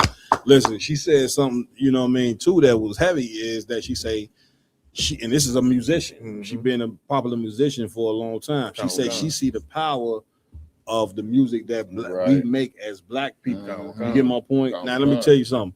You can go back to the Bible for that. Like the book of Psalms, you know what I'm saying? The Songs of Solomon, right? These King David was a musician. Solomon was a musician. Are not those words in Psalms and the songs, are they not powerful? So to think that music doesn't influence, man, you got to be out of your mind to not think that. You get my point? And like you say, again, the oppressor, you know, he controls our music. He fully backs the messages.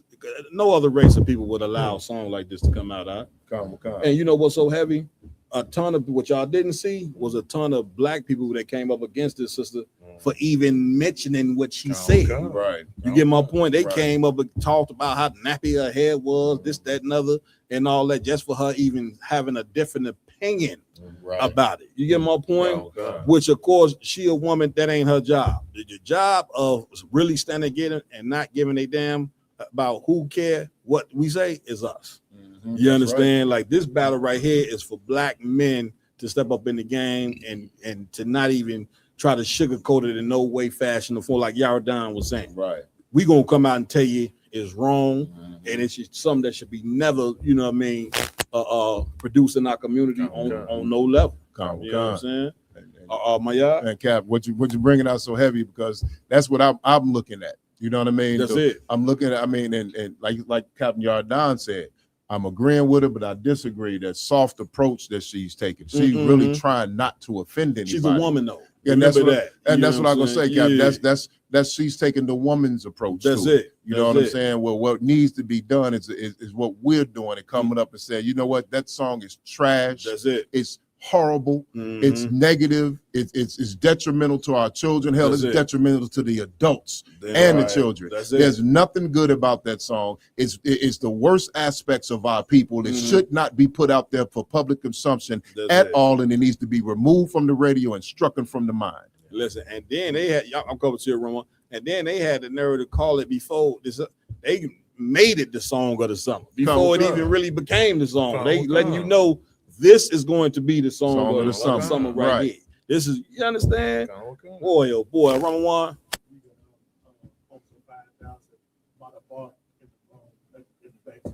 Oh, you want to bring him up?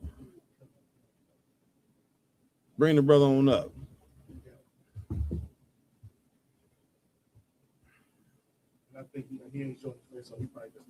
Yeah, let me know. Can he hear us? Mother Bar, can you hear us? Hey, come. You want to say something on this topic, Pre? No, I had just jumped in, Cap. You know what I'm saying? I just wanted to come in right quick. I say shalom to all the brothers. You know what I'm saying? All the sisters. ISUPK, the home of the truth. Damn right. Damn right. Get a brother a hand. All right. His brother, you know what I'm saying? Get me right, Mother Bar. You the official camp leader down there in New Orleans, right? Come on, God. Man, listen, we'll be down there to see you soon. Damn right. You know what I'm saying? For many different reasons, of course, but we will be down there to see you. Lord allow. You understand?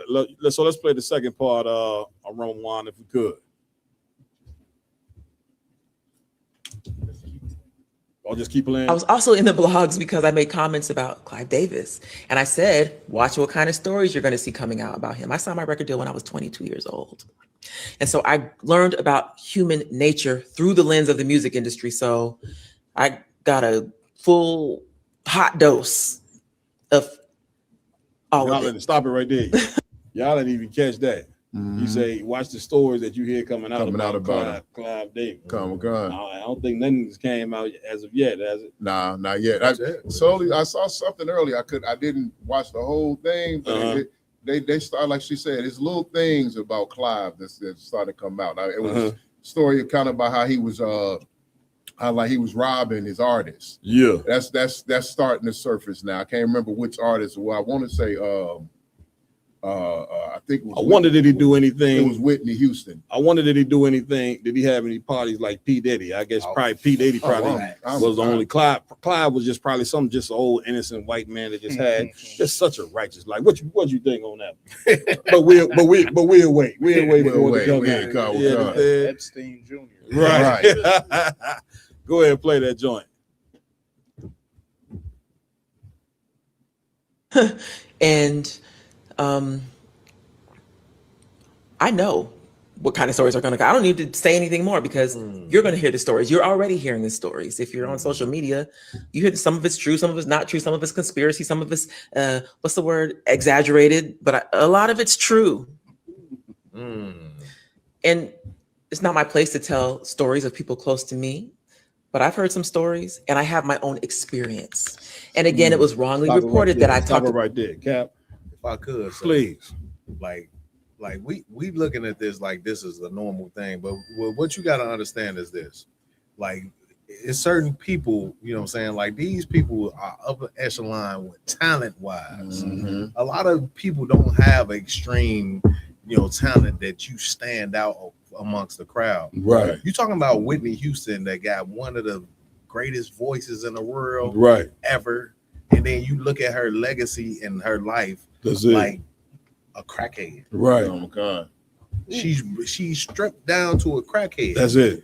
And you got to understand that wasn't just by, happenstance, right, or just that she's just making all the wrong decisions. Right. Like, you have somebody orchestrating these type of things. You know what I'm saying? And you have a Clive Davis and all these people that have a machine that's gonna make sure that they suck up all the resources that come from this major talent. That's it. They're gonna suck up. They're gonna get all the money from it. Yeah. And all the ill stuff is gonna pour out into this sister's life. That's it. Now that's what you see on a daily basis. That Whitney is a crackhead, and her family is left with pennies on the dime. That's it. You know what I'm saying? And Clive Davis goes off into the sunset with all of the bread from her talent. That's it. That's to get a brother a hand for that one. That's kind of the name of the game with the music industry. You get my point? And listen, we be thinking that that's our way out of hell is to becoming a musician for the white man or by playing sports for the white. Then you make it in his world and you find out that as a black person, you become tainted. That's right. You understand? Like just rubbing up against the white man's shoulder, you're gonna become filthy. Like you mentioned about Whitney Houston. Then look at R. Kelly. You know what I'm saying? Who could sing like that brother? Right. What he sitting in jail for right now? You understand? Right. He say he was molested by a sister and all that. What was their religion that they grew up believing in? Him and his family. Christianity. But ain't nothing wrong with Christianity. You understand? It's a perfect, crispy, clean religion that we all should follow. Right. You get my point? Meanwhile, it's demonic as hell, and it's proven time after time. And the real issue is that we want to ignore how wicked these religions are. We want to ignore how wicked the music industry is. You understand? And we can no longer continue to do that. Right. Captain Lamar.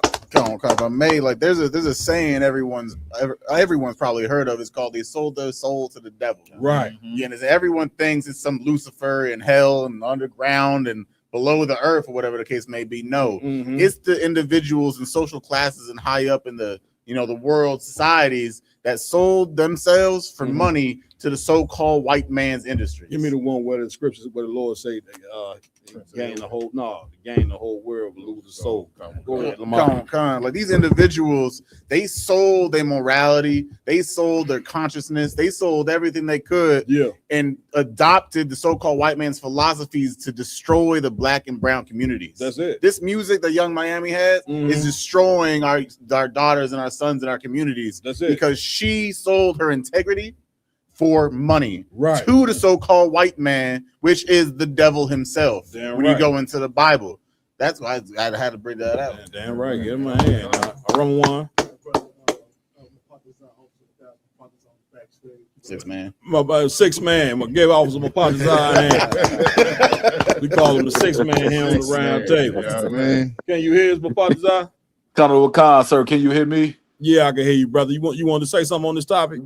Khan, so I just not really the topic. I've just been sitting here watching or whatever, listening to y'all brothers break down everything. I just want to give a big shout out to the round table of truth. Most you know what I'm saying? For y'all, y'all brothers doing y'all thing or whatever. Damn you know what I'm saying?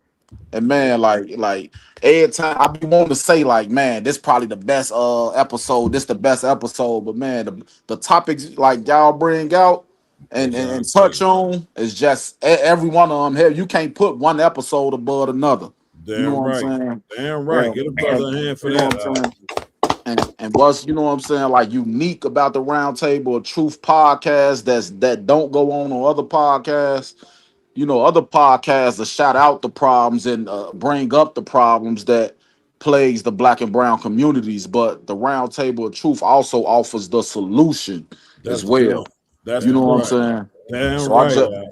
I just wanted to big up my brothers for that.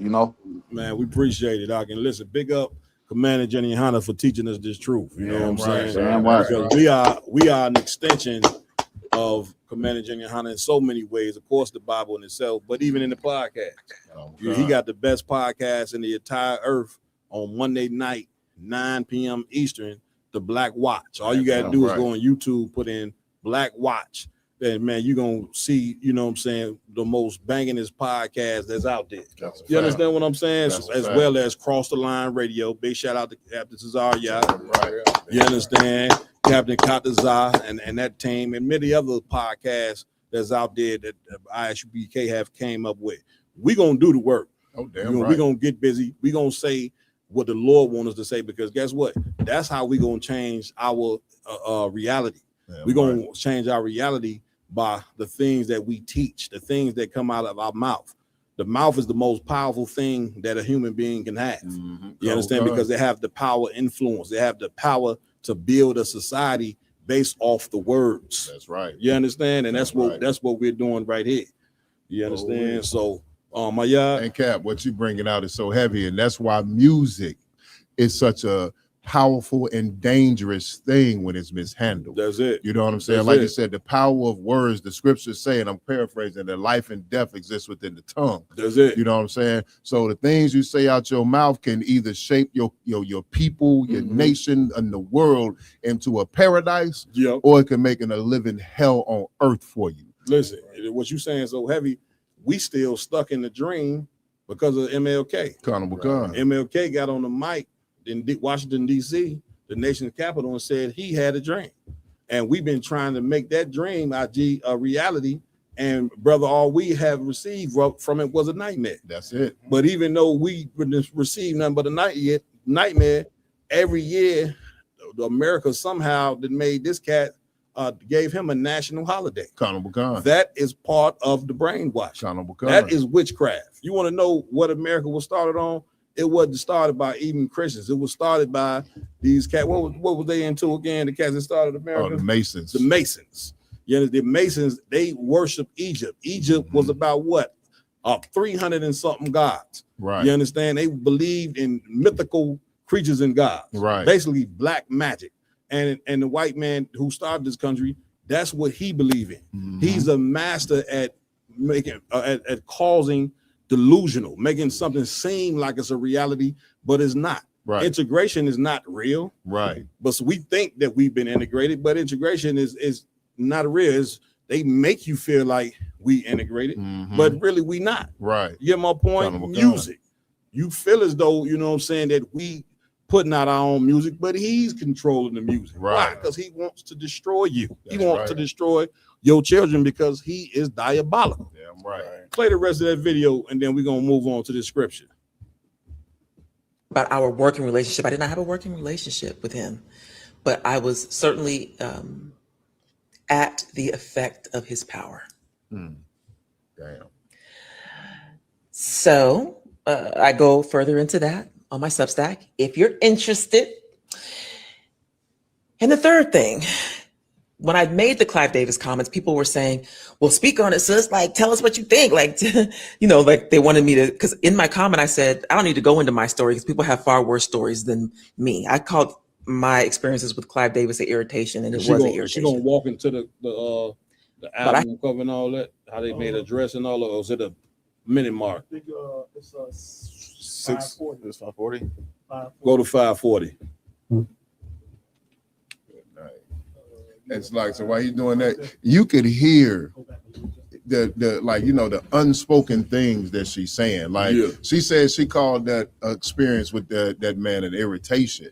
But in truth be told, he traumatized her. That's it. You know what I'm saying? That's And she it. said that she didn't deal with him directly, but she was in his circle of influence or his power. Right. You know what I'm saying? Right. So he did something, or someone used his clout to do something to that sister that traumatized her to this day. Because when she started speaking about it, I used to deal with kids. I dealt in foster care, after school programs, mentoring. And it's a certain thing that people who have experienced a trauma do when they're trying to relate their story without giving too many details. It's a pause that they take. Right. And that sister took a pause to the trained eye that is abuse and trauma that she suffered.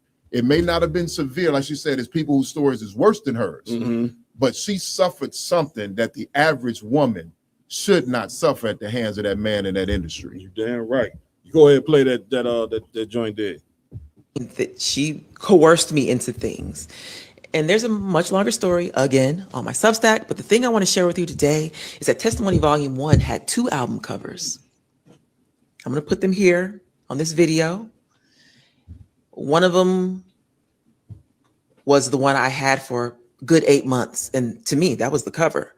We worked so hard on this cover. My graphic designer, Anna Valencia Lee Brooke. Is that your whole name, Anna? I don't know why that just came out like that. But she's really my friend, Anna, who is also my graphic designer. We met through Motown. She worked on that cover so long, and we just both knew that was it. And then this record label executive basically said, well, you don't have to put your album out because I don't like it. She said I looked too muscular. She even used the words, it looks like Serena, which... What's wrong with that? In my world, that's a compliment because Serena is body goals. Stop it right there. Serena was body gold. Once upon a time. Yeah, but you see, you know what I'm saying? You see why Serena made herself look like she look now. Because this is what they're telling our women here. Like what they told us, you look muscular, too muscular on head. They want you to lose. These people, man, they didn't, again, like the Bible says, man, get me right on this.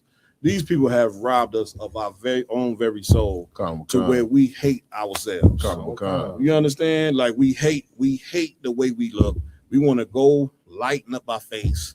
You get my point? And listen, that only happens again from following their religion. Right. When you follow white Jesus, you're going to love white people, man. I hate to tell you, imagery is powerful. Fact. Guess who you're gonna hate when you love them?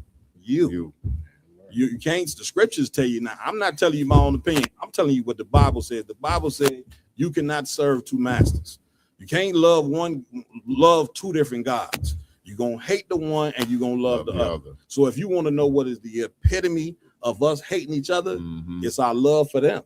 And we've refused to face that. Right. In order for you to love black people, let me give you a lesson. You're gonna have to hate white people. You're gonna have to, not because of their skin color. You understand? Not because of none of that. You gotta hate them because of what they done. That's right. Ain't they what they said? Judge a person on the content of their character. What has been the content of the character of white people in the earth? Tell me. Has it been love, peace, and enjoyment? Lies. Or has it been lies, enslavement, murder, and so much many other damn things? We ain't just wake up out the bed. It's a sin to just wake up and just hate somebody for no reason. The Bible tell you not to do that. Right. You understand? You cannot do that. But if you got a reason to hate someone, then that is justified. Damn right. Go ahead and play the rest of that joint. So we can clip this. She's basically just gonna go over how they just trying to change her. Can we let them show us the other part of the album cover? Let us show, because you seen the first, if I could, you seen the first cover that they said that she wanted to put out. Now I want her to show you the one that they made her put out.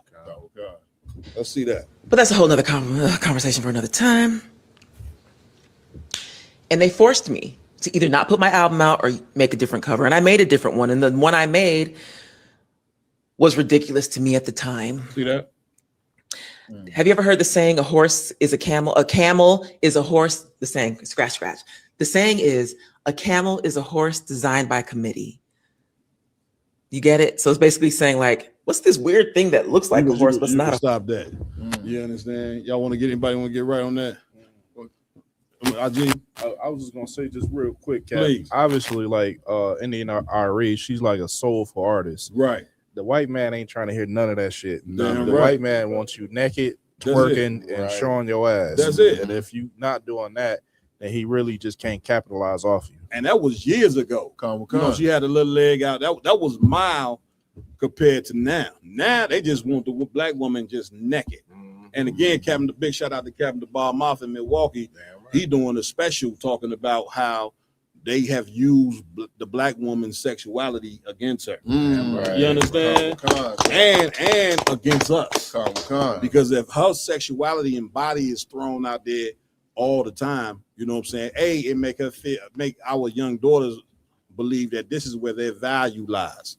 It ain't in their mind or in their morality. It's in their nakedness. Take off the clothes. You see what I'm saying? Get naked. This is the way for success.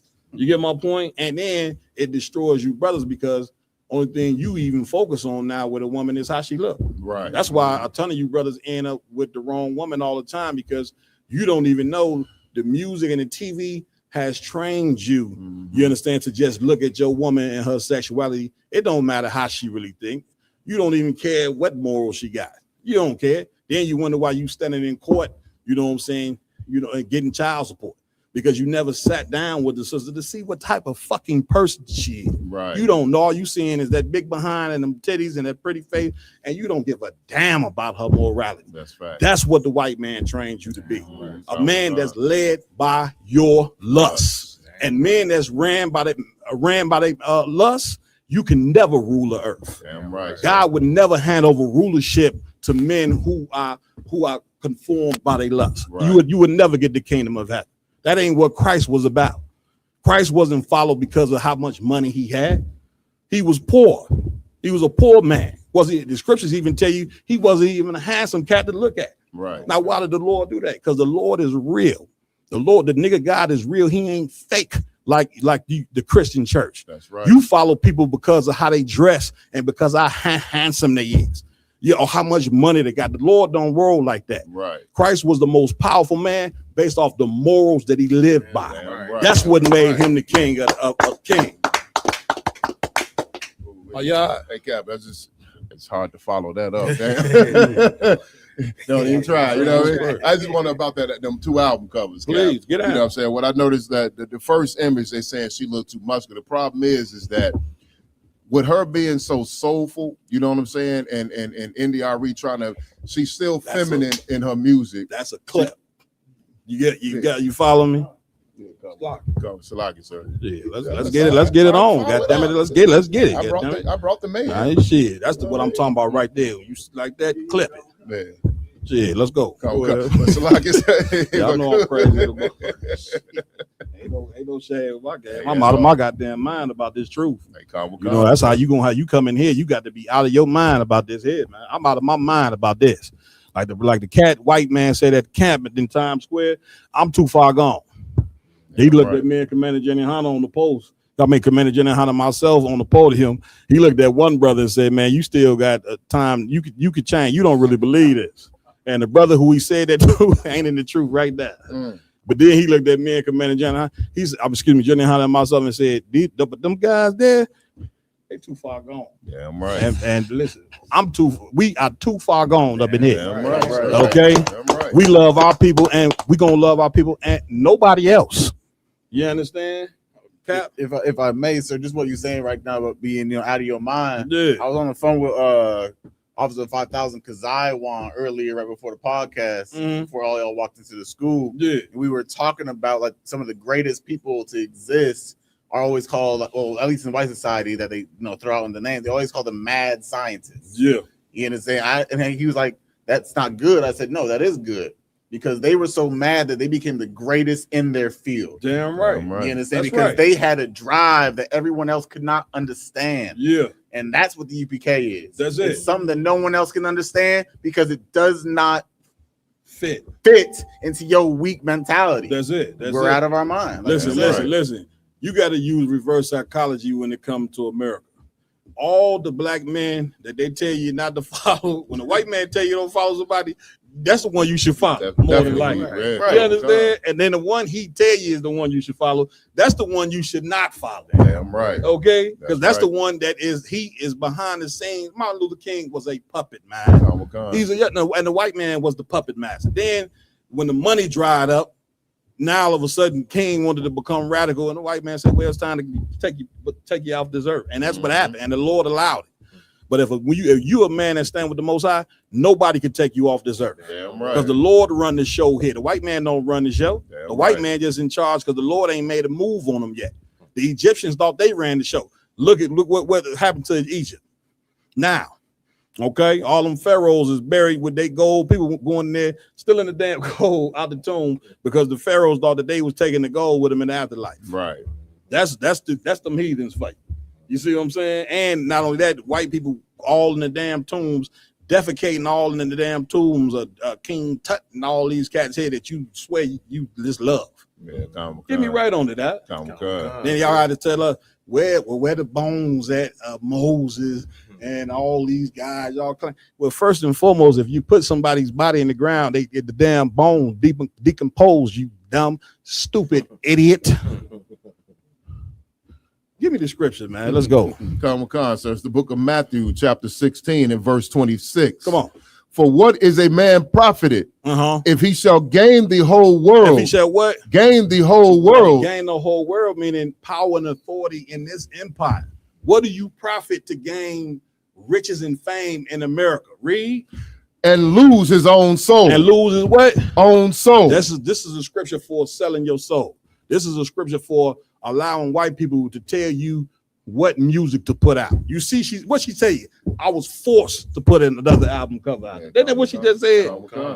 You understand? White man, you try to Kaepernick try to stand up for his people, for black men getting shot, taking a knee. He get kicked out of the NFL. Then they tell the rest of the black football players, y'all better not take no knee. Right. That's selling your soul. You come out there like a chump. But you can hit though on the football field. You can knock your other brother's brain out on that football field. You so big and strong. But then when the white man tell you, man, sit down, man, you bet not stand up for your people. You do it. You are a punk. Damn right, sir. You get my point? The white man tell you to put out what music, you are a punk. Damn right. You a straight up sellout when you put out music that you know was detrimental to your people, man. You already know these things, but because you a whore for money, you don't give a damn who it affects. As long as you can have $1 million bank account and be sitting in a condo or something, man, you don't care about the hood and the ghetto, but you claim to get hood and ghetto all the time on where you came from, but hate the very people and where you came from. Right. Because we the only people that believe when we make it, we got to get away from our people. Nobody else believe this, man. You get my point? Any more on that? That's the last part. Please. Or what shall a man give in exchange for his soul? And what shall a man what? And what shall a man give in exchange for his soul? You get that? Once you sell your soul, man, you know you are worse than the damn dirt itself. Damn right. You can't give nothing in exchange for it because you didn't sold your soul, man. Right. We done with that. Cat, what we going next? Come on. So next up, we have a mother and a daughter. They got arrested after posting a video of them dancing to Send That Shit. And then it goes on to we done with that. Drop that. Just go to the next topic. Come on. Then we have another video of two brothers getting into a fight over which one of them could have sex with a woman, a specific woman first. That was terrible. Yeah. I think I seen that. That was terrible. Crazy work. I'll do that. Let me go. Speaking topic. No, I got you.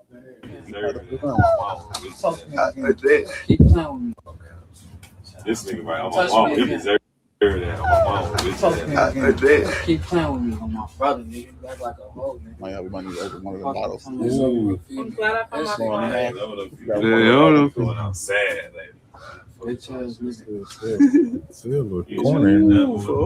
I'll give them. Oh, chill, folks. Damn, B.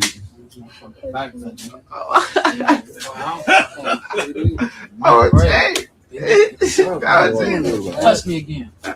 What? Stop.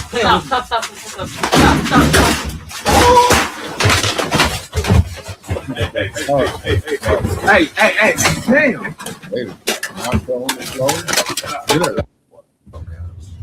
All right, y'all done? So like if I could, you know, when I saw this video, you know what I'm saying, I saw, you know what I'm saying, like something that happened, you know what I'm saying, on a way bigger scale. Right. You know what I'm saying? Like I heard Dame Dash talking about this scenario when it's like both of him and Jay-Z was lobbying for Aaliyah. Yep. Right.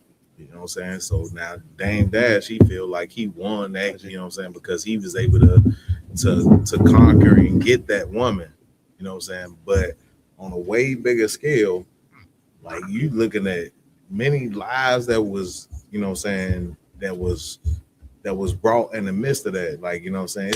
It's artists that was on that label and stuff that was affected by the simple fact of these two men arguing and fighting over this one woman. Right. You know what I'm saying? And that separation that came just from with that one instance of one black man wanting a woman and another black man wanting a woman and them coming to clash over that woman. Right. Now, if you look at the righteous, you know what I'm saying, way of handling these situations, if you have brotherhood, you have the understanding that this woman is there, right? This woman is there in the midst of me and my brothers. My brother want that woman. I'ma just stand back. Right. I'ma just like, okay, you want her? Go ahead.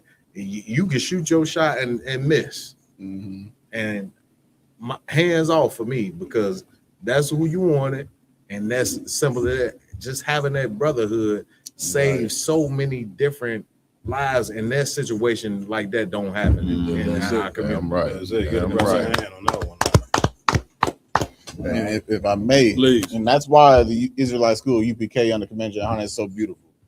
You understand? When it comes down to, you know, relationships or whatever the case may be, there's policies and rules that individuals got to stand by. Yeah. You know, so we got a 6-month rule, basically a year rule for the sisters when they come into the school, that they're off limits for a period of time, 6 months. That's it. Then after that 6 months, if any brother wants to holler at that sister, they got to go to the camp leader over that sister and ask permission to talk to her. That's it. You understand? It's the same way we have this rule because we are in a spiritual father sense. That's it. In the righteous side, I don't want to say it on anyone because a lot of people say spiritual fathers on the left side. You understand? But because normally a man's supposed to go to the father to even ask to talk to the daughter. You understand? That's why we do that in the schools, because we have taken leadership roles over these individual sisters, and that's why we don't have these type of situations, because we respect order, decency, and how to approach a sister and how to conduct ourselves as brothers upon one another. Man, listen, what you saying so heavy. Anytime you look at a video like this and you see that, first thing you can blame the children, because those are children, right? You could blame the children, or you could put the blame where it need to be, and you can put it at the leadership of black people. Right. Yeah, that's where it needs to be. Right. Those are children. The children that act in that manner is a result of bad parenting and bad leadership.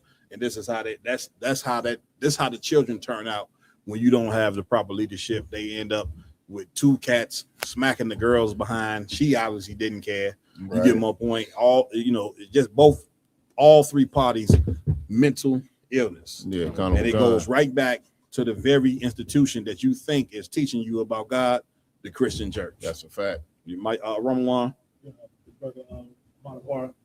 You want to say something? Get out, Malabar. You got it.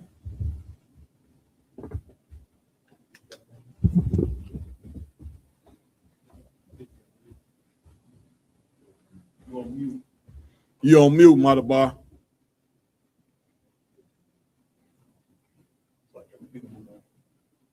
Okay, we already move on. We move on. I mean, the brother or with the next topic. All right, Raj, we had video 7, not 6.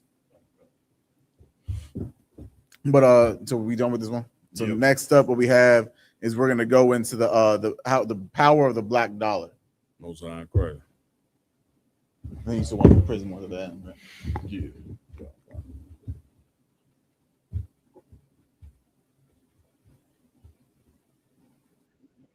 Power. Their standard of living and their earning power has been decreased tremendously, I would say, in the last 10 or 15 years. And they have a large amount of money to be spent now, and they spend it very, very fluently. So the merchants, of course, was feeling the pinch because they were definitely not coming downtown to spend that money. The uptown streets were absolutely forsaken of any Negroes. Made it a point to go around to the different stores up and down Church Street. All in all, it was reaching some rather staggering and serious proportions. This clip comes from a 1960 NBC News documentary called White Paper, Sit-In. The documentary covered the Nashville sit-in movement and the campaign to end segregation at the city's downtown businesses. By this point, civil rights leaders had expanded the movement beyond the lunch counters, encouraging Nashville's black community to boycott downtown stores that refused to desegregate.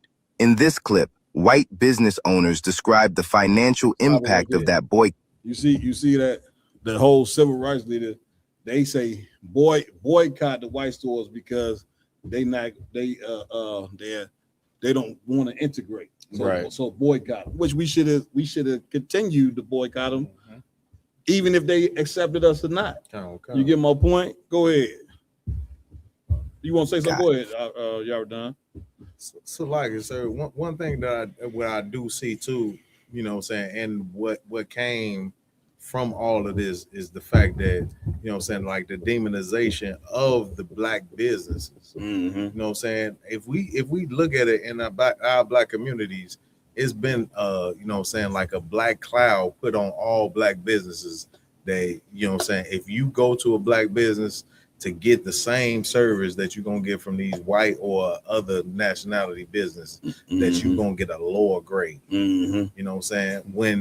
When if you look at, you know what I'm saying, even these civil rights times, and these brothers actually get into the white establishments to get the meal or whatever they trying to get, they realize that they wasn't getting no better service or no, you know what I'm saying, no better quality of anything from the white businesses that they were giving for the black business. Right. And you know what, if I could, you got it, sir. If you notice, they had to boycott it, right? Which means the black people was going to their stores. They just wasn't allowed to come through the front door.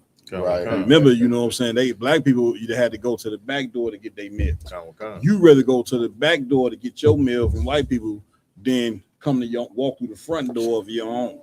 You get my point? Like, again, and the civil rights leaders have always been used as the middleman between white supremacy and poor black people. You get my point? They the one that's been controlling you. Meanwhile, the civil rights leaders was probably the most wickedest movement amongst black people because it hurt us in so many ways. You just heard the white man say at the very beginning of the video that the black dollar is powerful. You understand?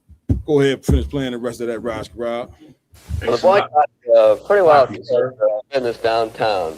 They said I'd Yergin say it was, killed it. Us not coming, roughly killed their business. Keep going. I'm sorry to keep stopping. Go ahead. 5% effective as far as a Negro citizen staying away from downtown area completely. For us, it was pretty unfortunate. The violence that had preceded the boycott kept the white people out of town, and then none of the Negroes were coming to town, and I sort of felt like the only customers we had left were the green people, and there aren't too many of them. So our business suffered, as I'm sure did everybody else's. We just didn't have any traffic for about a month there. It was pretty rough. I talked to some people, and they were very fearful that it could get to very serious proportions here. Because, as I told you, as I mentioned, it's an emotional issue. And the rougher element, they're just looking for something to really get into the melee at all times. It's just a certain element that prevails in every city that they're looking for just some good opportunity to become involved. You can drop that. You know what I'm saying? And listen, let that be a lesson. Like if you want, instead of you trying to be a government official in the white man's politics, all right, that ain't how you deal with this man. Right. By trying to be a government official and complaining to him while you sitting amongst a bunch of white people. The way that you deal with this man, there's only one way to deal with him, and the way he understands, and that's money. That's it. You get my point? Remember, our people boycotted the bus, and then before you know it, they changed the rules on that bus. You understand? The only thing he understand is money. He don't understand nothing else. Right. Once again, our leaders don't know what the hell they doing, and they ain't know what they was doing back then. Right. You know what I'm saying? Let's go to the next joint. Okay. Next up, we have a video. It's called "Is It Racist to?" Go ahead, Doc. Makes a lot, sir, if I can. I just wanted the brothers and sisters out there send up prayers for my rib. She been going through stage 4 cancer. You know what I'm saying? Damn right. Damn right. Damn right. We're The gonna one that have been making them shirts, the boot up or shut up shirts and Brotherhood's a Weapon shirts. I think I sent you a few, Cap. You okay, Con?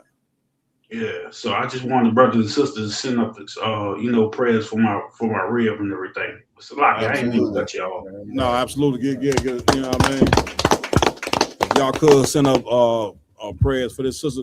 What's your rib's name, Aunt? Nazir Manah. Mozart, right. We definitely gonna send up some prayers for immediately after the show. All right. All right, most crying cause make sure we send up a prayer for that sister there. Come on, all right. Where we going next? Next up, we have a video. Is the title is it racist to only accept white?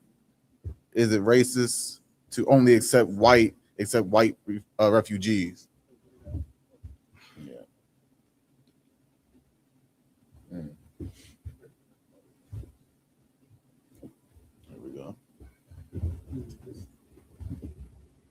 Oh.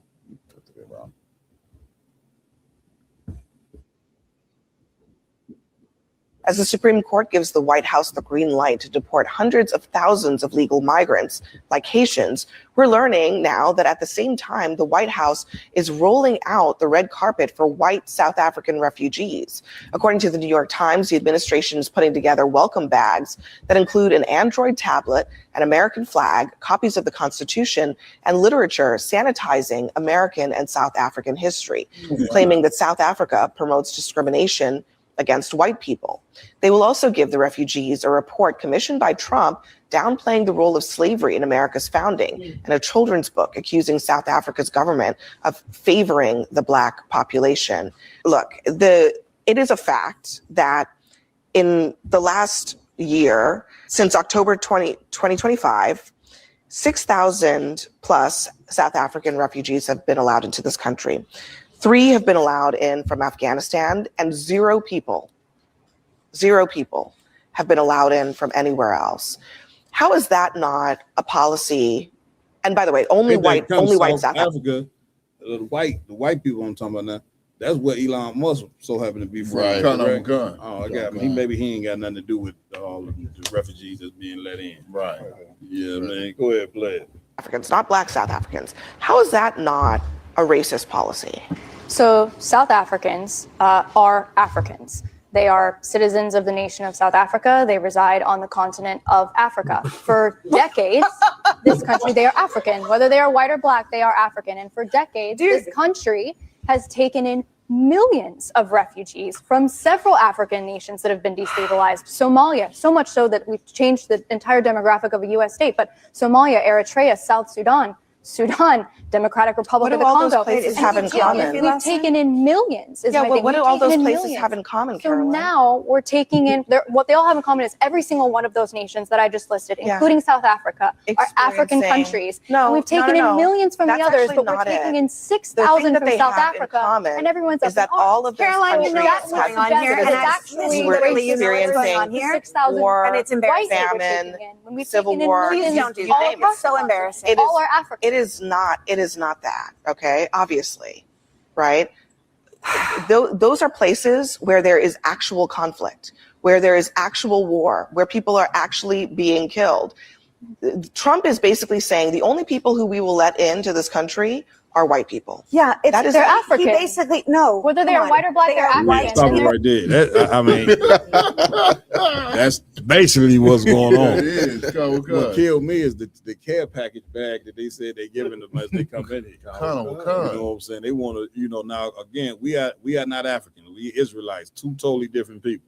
Africans are not our people. We are not up here speaking on the behalf of the Africans. Not at all. You understand? But at the same time, what we're trying to show you in all of this is that this place is moving towards white supremacy like you have never seen in your life. The South Africans of all people, you understand, who been over there practicing apartheid IG for how long? A couple hundred years? It's been a minute. You understand? And they said they're gonna blame the South Africans. You understand, for them coming to South Africa and taking over their goddamn country, right? And they gonna downplay slavery. Did you hear that? Did you hear that part? Like, these people, man, are extra diabolical. Now, as you see them make this move towards supreme white supremacy and towards when they told you they was gonna make America great again, did you think they were playing? Right. I don't know. Maybe y'all thought that they was playing and that maybe this is just not a reality. You know what I mean? But again, when you're in the church every goddamn Sunday, you are totally, thrown off by your reality. You're in a state of delusion. You know what I'm saying? You looking at America from one way, but you ain't looking at the reality of what America actually is. A place that's 10 times more worse than Nazi Germany. Right. You get my point? And then you see they ain't letting nobody else in this country but white South Africa. That's it. And they over there, they done so many crimes over there to them South African people. That is ridiculous. You understand? Not as worse as us, but damn near close. You get my point? So, we better wake up, man. We running out of time. You know what I mean? My yard. Hey, Caps. And what the other part that's so diabolical about the video we just watched is that, you know what I'm saying, the white man's one of his greatest tools against us was just shown, which is his woman. You know what I'm saying? We got as soon as a brother gets some money, as soon as he's a celebrity, as soon as he gets some status, lead the ghetto, he want to grab that white woman. And our sisters want to gravitate to that white woman like that's her sister. Right. But you see what that woman did. Yeah. You know what I'm saying? She just absolved all the crimes of South Africa. She just absolved the Trump administration and was defending every single damn thing that they were doing. That's it. You know what I'm saying? Talking about, they're Africans. Yeah. Now, like I said, we're not defending no Africans. Right. But I'm on the same token, I'm not going to look at some Europeans who went and took over that little part of Africa and tortured them people. Right. You know what I mean? That's For as long as they did, and say that they're Africans. Because you know what happened? When I was in Philly, I met my brother started working at a Subway. Right. And the manager was like, "Oh yeah, we have an African American that works here." We was like, "Oh, okay, where he at?" And it was a dude. His name was Simi, and he was South African. But now that he's in America, he's labeled as an African American. So anything any rights or privileges that African Americans were getting, that South African is getting along with white privilege. You know what I mean? Right. So they come over here, and I know Trump did the diversity, equity, and exclusion and whatever, but he did that on us. They gonna come over here and get all of those rights that we don't get now. You know what I mean? As being now, they're going to be labeled African Americans, and that white woman, man, that is the white she devil of this earth. The white man is the devil. She is definitely the goddamn she devil, and both of them are evil. And our people need to see that. Our brothers and sisters need to stay the hell away from them, because a lot of the time she's worse than the man. Damn right, that's a fact. Give it up for the brother. What we got? I think we got one final video. We got right? two. We got two of the prison ones. Let's play those. Con. This one is called. Well, I guess it's the title. It says the prisoner uploaded this footage to expose Valdosta State Prison in Georgia for their Civil War era living conditions. Yeah, man. Live from the V Live. Fuck Valdosta State Prison. I'm saying it again. Fuck Valdosta State. Look what I'm walking in. You see this? Y'all see this shit? Bro, ain't got no help, no nothing, bro. Look at this shit. I want y'all to see this. Look how the shoot. I'm in a hole now. I'm supposed to be in the hole. We ain't got no help. We ain't got no police. We ain't got nobody checking. Now watch the shoe float on water. Why the fuck is my shoe floating on the fucking water in the room, bro? Why the fuck am I kicking water in the room, bro?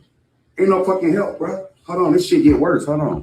Look at the door. Fuck these niggas. God, look at the door. Look how dirty.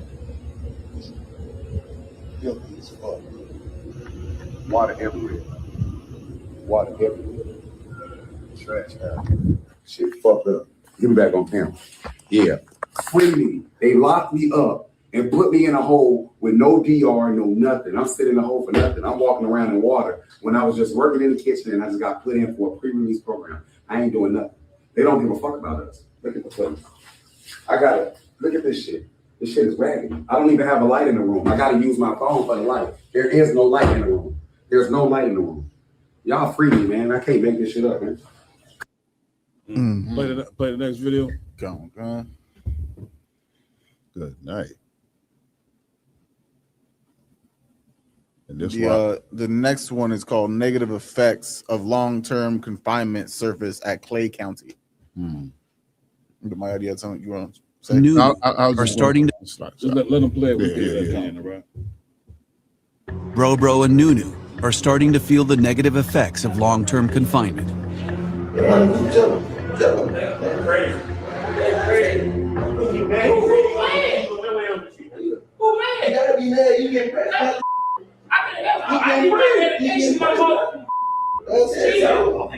I need my medication.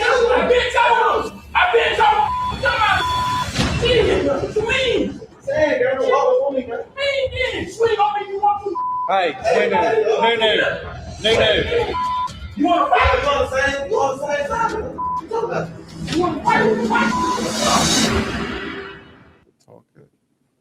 That's that. Yeah, you want to say something? Shit. Like Cap. I just said that's the environment all of our youth, our young men are so in a rush to get to. You know what I'm saying? That's the future that they want to hold for themselves. I saw an old video of prisoners from the Philadelphia area in one of their state prisons, and it was dozens and dozens of brothers talk about how when they locked up in prison, how they do all these medical experiments on you. You know what I'm saying? Because you're a ward of the state. And they'll offer you different amenities in the prison if you take this experimental medication, if you take this shot, if you let them cut you here or cut you there and poke you here and prod you there.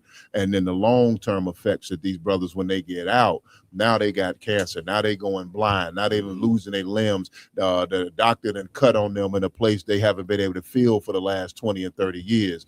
You know what I'm saying? These are things that go on when you get yourself, when you lose your freedom and get locked up. You become property. You're no longer a man. You're no longer a woman. You are a number. And don't nobody give a damn about no damn number. And they can do whatever they want to that number. And they're going to come in there and offer you all types of deals and commuted sentences and extra time and extra privileges so they can experiment on your black ass. And then they're going to have you walking around this country building everything for free. That's a fact, guy. I wanted y'all to see these videos here. you know, these videos will play for you young brothers out there that think that you could just, you know, live recklessly. Right. You see, the brother was in there in the Georgia State Prison in a cell with water, no light, and here's what I can also guarantee you: ain't no AC in them cells either. Oh, nah, sir. You understand? Like the person, both of them. What you seen was both one video with the cell flooded, and the next one, these brothers in there gonna fight. What you think gonna happen when you locked up in the cell with another grown man for 23 hours a day? Mm-hmm. You understand? So the point of playing these videos is to show you brothers that you need to stay out of there. And the only way that you stay out of there is coming into the ISUPK under Commanding General Yohana. Right. You understand? And this way you ain't got to be in no white man's cell and having your life rotting away by just give me right, Rakim Yalla, looking at four walls. Would you like that to be your life, Rakim Yalla? You like to open your door, don't you? You like to go in that refrigerator, don't you? You don't want to end up like that dead. Everybody understand? Yeah, right, sir. Man, y'all done? Also, I don't want you got to look at it like we have brothers that's out here in the free world. Mm-hmm. You know what I'm saying? That's dealing with mental instability. That's it. So you think about you being locked in a cell with another man, Mm-hmm. and you don't know what, you know what I'm saying, his life has been up to that point. Oh, yeah, for and sure. What his mental is. That's at it. any given time. Like he said, he looking for he trying to get his medicine because he wants some kind of reality, you know what I'm saying? Because That's he's it. flipping out. Man, listen, and if you in a cell and you looking at you in a small cell, you in a small confinement with another man. Ain't no woman in that now. They to tell you, brothers, now once you go to jail for a very long time, you think you could just, you know, just shoot at your ops and get locked up. You know, you done with women. You can forget about vagina. That's over with. You don't have to, you know what I'm saying? A lot of you, the butthole gonna be your next destination. It's locked. You know what I'm saying? But that's just the reality of the situation. You're gonna be in the cell with another grown man. You're gonna lose the Lord created a woman for a reason. The softness of a woman was created for a purpose. So that purpose is gone. So now you in a cell, no AC, another man, you in four walls. Even if you ain't got mental illness, you're gonna walk away with it eventually. Because a human being ain't meant to be confined like that. But the white man being the devil, he'd rather torture you. You know what I'm saying? You listen, you'd rather be put to death. You know what I'm saying, to be taught. But the white man, he figured that he can make some money off you black and Hispanics. And that's why the prison system is full with our young brothers in there right now. And the main reason why they're in there right now is, again, because of the failure of our leadership. Like, black man, you ain't got no choice but to serve the nigga God. And serving the nigga God means you're a man that walks in the path of morals, man. That's right. Keeping God's laws is the way that you stay up out of there, man. Right. So big shout out to Captain Zakar and the prison program. They working with these brothers and all that. But these videos were played at the end, man, just to, you know, try to show you brothers what your reality would be when you're a man of no discipline. This is where white America wants you to end up to be, and they care nothing about you, man. I'm right. So with that, man, it's been an amazing show. Like always, I want to give it up to my team that rock it out with me every week. Captain Lamaka, y'all, you got any announcements? Come on, just a couple. Make sure to go like, follow, share, subscribe to All Round Table of Truth, Real Nigga University social media pages out there, and best be prepared. We got less than 2 weeks until the Midwest Fire Weekend kickoff. We're just saying July 30th through August 2nd. Make sure to call Yardan, get the hotel if you want to try to still make it up here. You know, as well, I want to make sure that everyone knows that the venue for Commanding General Yohana's town hall meeting has changed. It's been promoted online beforehand to a different venue, but we will actually be doing it at the school due to certain circumstances. So if you out there and you come into the town hall meeting by Commander General Yohana, make sure to come to 9909 West Roosevelt Road in Westchester, Illinois, to make sure to do it. If you're not meeting here physically, you'll be able to stream it on YouTube and Facebook on Roundtable Truth and as well as Black Watch. That's right. Right. Give it up. Captain Yardan, any announcements? Colonel Wakan, if I could, you know what I'm saying, as usual, you know what I'm saying, pay your tithes. You know what I'm saying? ISUPK.com. go pay 10% of everything that you earn, and anything comes to the priests and prophets of the Lord, isupk.com. Also, you know what I'm saying, if you are, you know what I'm saying, looking for hotel accommodations, just reach out to me, myself, 708-299-5821. You know what I'm saying? You can receive your whole hotel accommodations. And also on top of that, you know what I'm saying, if you a brother or sister, you know what I'm saying, in the school, you're looking for housing, different things of that nature, you reach out to me as well. You know what I'm saying? Damn You know right. what I'm saying? Like we understand, you know what I'm saying? Like, you know, it can be hard times where you can't afford a hotel or whatever the case may be. Brothers in the city, you know what I'm saying, will, you know what I'm saying, provide housing for people that need it. Damn right. Damn right. Give it up. Give it up. Captain Aguilon. Khan, sir. Man, I'll see y'all at Fire Weekend. Damn right. Damn right. Make sure y'all in the building. Damn right. He gave y'all the Russell Simmons. You know what I'm saying? Thank you. God bless you. Good night. Good night. My y'all, anything? Kawakana, if I could, sir. Please. So no matter where you at in the world, you know what I'm saying, like, share, subscribe to this podcast. Go to isupk.com. Find a local school in your area, no matter where you at, because ISUPK is an international organization. We are all over the world. We're not just local. You know what I'm saying? Find a local school in your area, start attending classes so you can learn the truth of who you are, how powerful you really are. We got classes Monday through Friday everywhere, you know what I'm saying? Find your zone. Then on Saturday, we do the Sabbath service, where every Saturday we go through the scriptures from Genesis to Revelations. We give you the Lashwan Kodash, our original tongue, you know what I'm saying? The original Hebrew, ancient Hebrew, Paleo Hebrew. We give you an English translation, then we give you a scripture breakdown so you can understand what it is you read. Also, for the Midwest Fire Weekend, if you're interested in being a vendor, please contact me, Officer 5000 My Yard, at 773-698-3365. Our vendor spaces are going fast. So if you want, we promote Black business and Hispanic business and Native business. So if you want to get your business out here, if you want to come to the cookout, sell your products, we're running out of space. Give me a call soon so you can find out more information. And also go to Eventbrite. All these events that we have, go to ISUPK Windy City, ISUPK Chicago, Eventbrite. Get your tickets. Tickets are going fast. If you don't have a ticket, I don't know, you might have to call and politic with a brother. You know what I'm saying? Them donations be real good. I was playing. But get your tickets on Eventbrite, you know what I'm saying, for each event. Come on out to the Midwest Fire Weekend, you know what I mean, July 30th to August 2nd. I'll see you there. Damn right. Give it up. Give it up. And we need you to get those tickets, of course, to drive the algorithm and bring attention to what we're doing. Because, however, the tickets are free. You ain't going there paying down what y'all. They hear the word ticket like, oh, they charge this shit. No, they free. But we need you to go on there and get those tickets to drive the algorithm for the Midwest Fire Weekend. All right, man. Listen, I also want to give it up to my technical team, Officer Ramawan. Give him a hand. Officer Raj Sharab, give him a hand. Officer Rakami Ali, give him a hand. I am Captain Malqua, under Commander Jenny Hanna. This has been a Round Table of Truth, another episode. With that, we out.